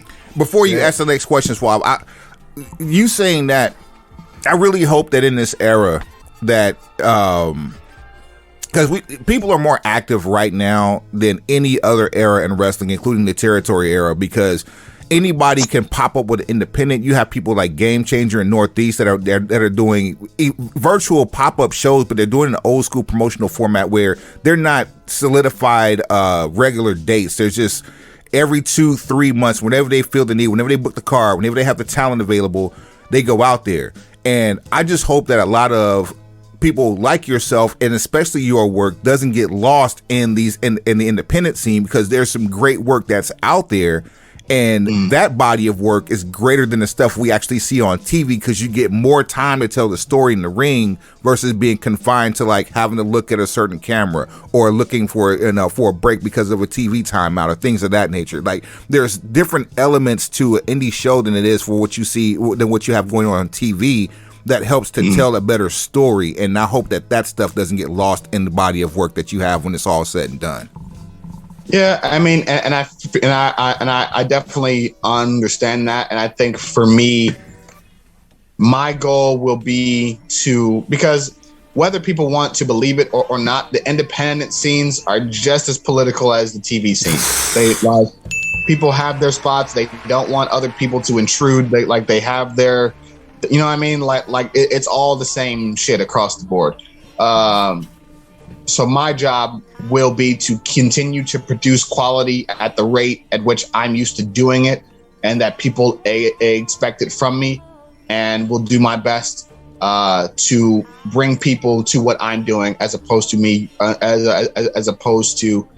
trying to go find them. Right? I'm just going to continue to help build the scenes that I'm in, to bring people into those, and then as word of mouth spreads, you know what I mean? Instead of trying to hop on the next hot thing, I'm just going to make what I'm doing the hot thing.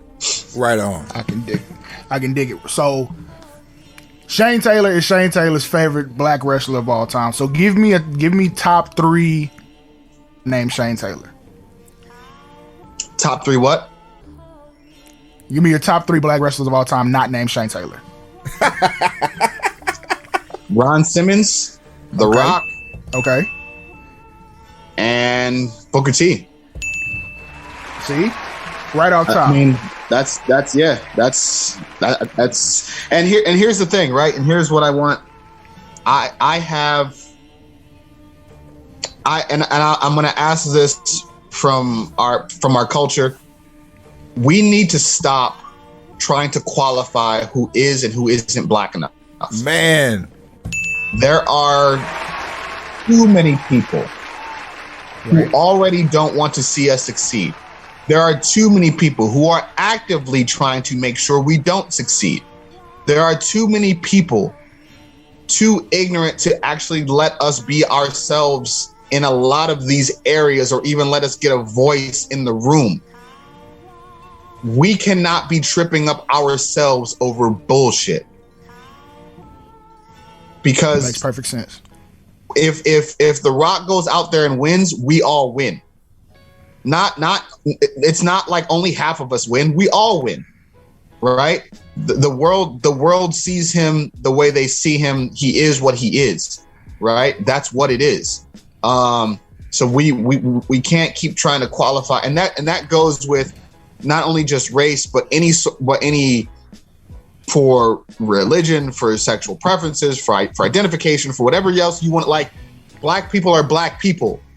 The sooner we understand that, and we can figure out, like, hey, we're not excluding sections of ourselves, and we can bring everybody under one umbrella. That's the start of understanding the power that we have collectively, right? And then we can sit here and talk all day about what that could mean, right? But that's a whole nother conversation. Here's what I hate to, and I've talked to Suave about this too, and even talking to just regular passersby, casual fans. And this has nothing to do with wrestling. You mentioned The Rock not being black enough. What people don't realize is he's the owner, or one of the people in a controlling interest group and the figurehead of said group to own a football league. But for some odd reason, he's not black enough, or it's because it's The Rock, or because it's the XFL. When we say, well, there's not enough black coaches in the NFL. Cool. You have all this nonsense going on in the NFL right now. You have somewhere else to go. You don't want to deal with the kneeling and what's going on with people kneeling. You have somewhere else to go, but it's not good enough for you because it's not the NFL, or it's owned by The Rock. Like, get off that shit. Like, just like you said, it's there for you. It depends on the general public deals the phenomenon. Right. And here's the thing, right? People need to understand, we don't live in the world that we envision the world to be. We live in the world in which it actually is. We live in reality, right? And in reality, nobody is going to change the rules of a game that they are winning. They're not. It makes no sense, right? The NFL, and I'm guilty of it too, right? Everybody is watching these playoffs. Everybody is putting money into this shit. Everybody's doing it, right? So you can sit here and be like, hey, we'll change this. And they can be like, no. Why? Because we're still making money. You haven't shown us that you're willing to leave this to make this happen, right? So if you're not willing to do it, why should we? We're the ones in control, right? So if there's not enough black coaches in the NFL, right, which there aren't, which I listened to Darius Butler on the Pat McAfee show talk about it today. Essentially, he kind of said the same thing. Like, I'm sure that there will be a few hires after this lawsuit thing gets settled, right? Just to kind of hush things, but then it'll go back to the same way it was. Truth be told, I'm sorry to interrupt you. Truth be told, I really thought that Jacksonville was about to put Leftwich in position just to shut them the fuck up in Miami, but that didn't happen, as we see. I don't even know what's going on with that. I just saw a headline. I was like, let me go look at that before I even say anything. Right? let me go do my research before I say anything. Right on. So you now then, and it's sort of the same thing when it comes to when people talk about athletes, right? Imagine what would happen if every 5-star recruit, every big-time recruit in college ball went to go play for HBCUs instead of the power conferences. Facts. We're waiting for the hundreds of millions of dollars that would leave the NCAA. Mind-boggling. The cash infusion that happened in Jackson just from Deion Sanders joining up over there. Like, I'm saying. Now imagine that at Grambling. Imagine that at, you know what I mean? Like at all these other places, right? So for that, my thing would be there should be coaches right now talking to The Rock, and I'm sure there are, like, hey, if we're gonna have essentially a black-owned league, why would we not have black GMs, black head coaches, black, you know what I mean? And really sort of build something that can be a viable option instead of the NFL for our kids. Good enough to build the franchise, but not good enough to run the franchise. Like, there's been the story of which sounds like what? Slavery. First degree. I'm just listen. There's gonna be a lot of people that like, and people are gonna hear go, oh, how can you? They're still millionaires and this. Okay, I'm 1,000 there telling you this. So that you see what I'm saying, like, bro, like. It's like, man, and when you listen, and when you compare it, and when you look at the draft process, especially the way they like when they strip everyone down and they're looking at teeth and muscle mass and all this, I go, that's man, very similar to auction type behavior. I'm not saying it is. I'm not saying it is. They don't want to talk about that, Shane. they don't want to talk about what's real. I'm just saying. I could see how someone could draw the conclusion. You see what I'm saying? I'm not saying that's what it is. I'm just saying I understand if you do think that's what it is. I'm just saying I understand. I understand how they can see that. You know what I'm saying? I'm not saying it is. I'm not saying it is. I'm just saying I can see that perspective. Indeed. Ooh-wee. All the way outside, Suave. I'm telling you, we off the top rope with more blackness than you ever had straight into your chest cavity. Unprotected. Right. Oh, speaking of unprotected, goddamn, Shane, you can throw a chair. Hey, man. Ooh-wee. Swing that bitch. Oh, man. Ooh, swing bada. Get your hands up and keep them up. All right. Here's a good one. Shane Taylor's in the main event. Yeah. His opponent is any one of his choosing, past, present, or future. Yeah. Who is the opponent, and where does the match take place? And also, what kind of match is it? Okay, I have two answers for that. All right. For me personally, right, it would be it would be Raymond Rowe, Eric of Viking Raider fame for people who know him by that. My trainer, best friend, godfather to my kids. It would be him. Probably main event of Tokyo Dome for the IWGP World title. Yeah. Okay. That's what I'm saying. I want the good end. Egg dome action.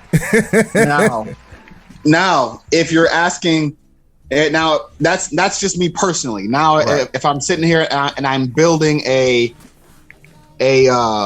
this one for the check. This is promoter Shane Taylor here. This is promoter Shane Taylor? Yes, sir. Myself, prime Stone Cold Steve Austin for the WWE title, Madison Square Garden.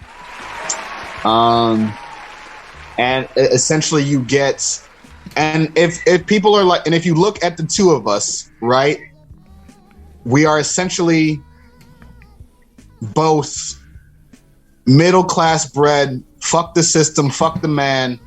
I'm going to go out here and do this shit my own way. Throw as many punches as possible, motherfuckers, right? We are both at just two different ends of the spectrum. And so you have what then is the two of the best fighters, two of the baddest motherfuckers standing there for the top prize in the game, asking each other and proving to each other just who the baddest really is. Man. I can dig it. I like it. Outstanding, man. So if we in the garden, are we on pay-per-view, or we like mega house show action? Oh, we're pay-per-view. We're 100%. We're talking promoter Shane Taylor. What the fuck you mean, Swab? That's not even a question. It was called a lead-in question. Let me throw my oop off the glass. Slam it on the head. So which pay-per-view are we rocking for Madison Square Garden? This is Mania. Now, if we want the biggest, like Madison Square Garden is not going to hold the biggest gate for Mania, right? But if we're talking prestige and we're doing that, then that's one thing. If that's the case, then if we moved it, say like Mania was moved to like Wembley Stadium or something like that, you know what I mean? And you're talking, you know, 500,000 seats or whatever the fuck, you know what I mean? Like, Just massive shit. Now I totally get the MSG pick. That's a legacy move. Exactly. Because I mean, in buildings like that, you hear about great performers in any whether it's the NBA, whatever it is. Like, great performers always perform well in that building. It adds to the legacy and the mystique of the venue. And something like that, it would only feel like something special is going to happen. This is going to be something special because it's these two people for this title in this building out on this stage. Man, it can't get any better than that, man. You got some time booked up here coming up for, this is a certain season that we're in. And there's a certain pay-per-view that we just talked about that's happening in a certain city. And you hold a belt for an organization within that area for said certain city. So I know you're going to be active. And you also just happen to be in the final class of the old ROH as they go through this reorganization and the relaunch is also in said certain city. Run down what you have so far lined up for WrestleMania weekend in the Dallas-Fort Worth Metroplex. I can't let that be known yet because there's a lot of things that haven't been announced yet. So okay, I will absolutely be there for VIP, for the DFW All Pro show. I will be for the culture in some capacity. And there's some other things that I will definitely be at. As of right now, one of those things is not ROH. So wow, okay, yeah. So that hasn't been a thing yet. Who knows what happens? I know they're talking about the unification thing with Jonathan and Bandito. That's cool. The way I see it, and the way I've said it before, they can battle over whatever titles that they have. I'm still the uncrowned king of Ring of Honor as far as I'm concerned, because the Ring of Honor World Champion should have always been represented by the baddest dude in the company, not necessarily who was, the COO's favorite people. You know what I mean? So, hey, you're a bad boy, Shane. You're a bad motherfucker, man. That's what I mean. Like now, I kind of feel like whoever wins is essentially Joe Frazier when Ali got suspended. You know what I mean? Like, okay, you've got the belt, but you ain't the man. Yeah, man, like you're good. You all right. You're good. You know what I mean? But you're not Hove. You're everything they said you were, but you're not me. But you're not. You're not Hove. You know what I'm saying? Hey, speaking of Jay-Z, one of my favorite lines is always, I heard a motherfucker saying they made Hove. Made Hove say, okay, so make another Hove. Right. You know what I mean? Do it again. Oh, you can't? All right then. Right. Clearly it wasn't you. Right? Oh man. So it is what it is. Well, we'll see what happens. Well, you know what I mean? whenever everything is solidified and ironed out, I implore you. The door is open. You are more than welcome to come back whenever you do. You just murdered an hour and 10 minutes with us, man. So we appreciate you. Plug anything you have to plug, man, so we can get up out of here and let you enjoy the rest of your evening. At Shane216 Taylor on Twitter and Instagram. Yes, I got it back.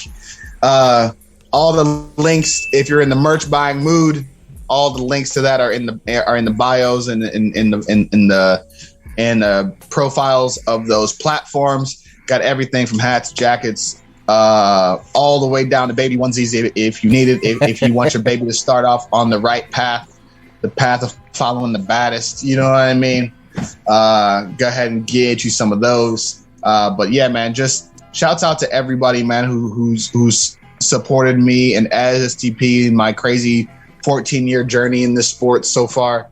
When we say we're for the people and we're for the culture, we mean it, man. Like, and that's what we love so much, is the fact that so many people rock with us, and we get to be that we get to be that counterculture, right? Because there's a lot of people who get ahead by keeping their head down and just not saying anything, just being good little boys and girls, and we just don't subscribe to that, man. Like, if you bow your head, then your crown's gonna fall off, and that's just not what we're here to do.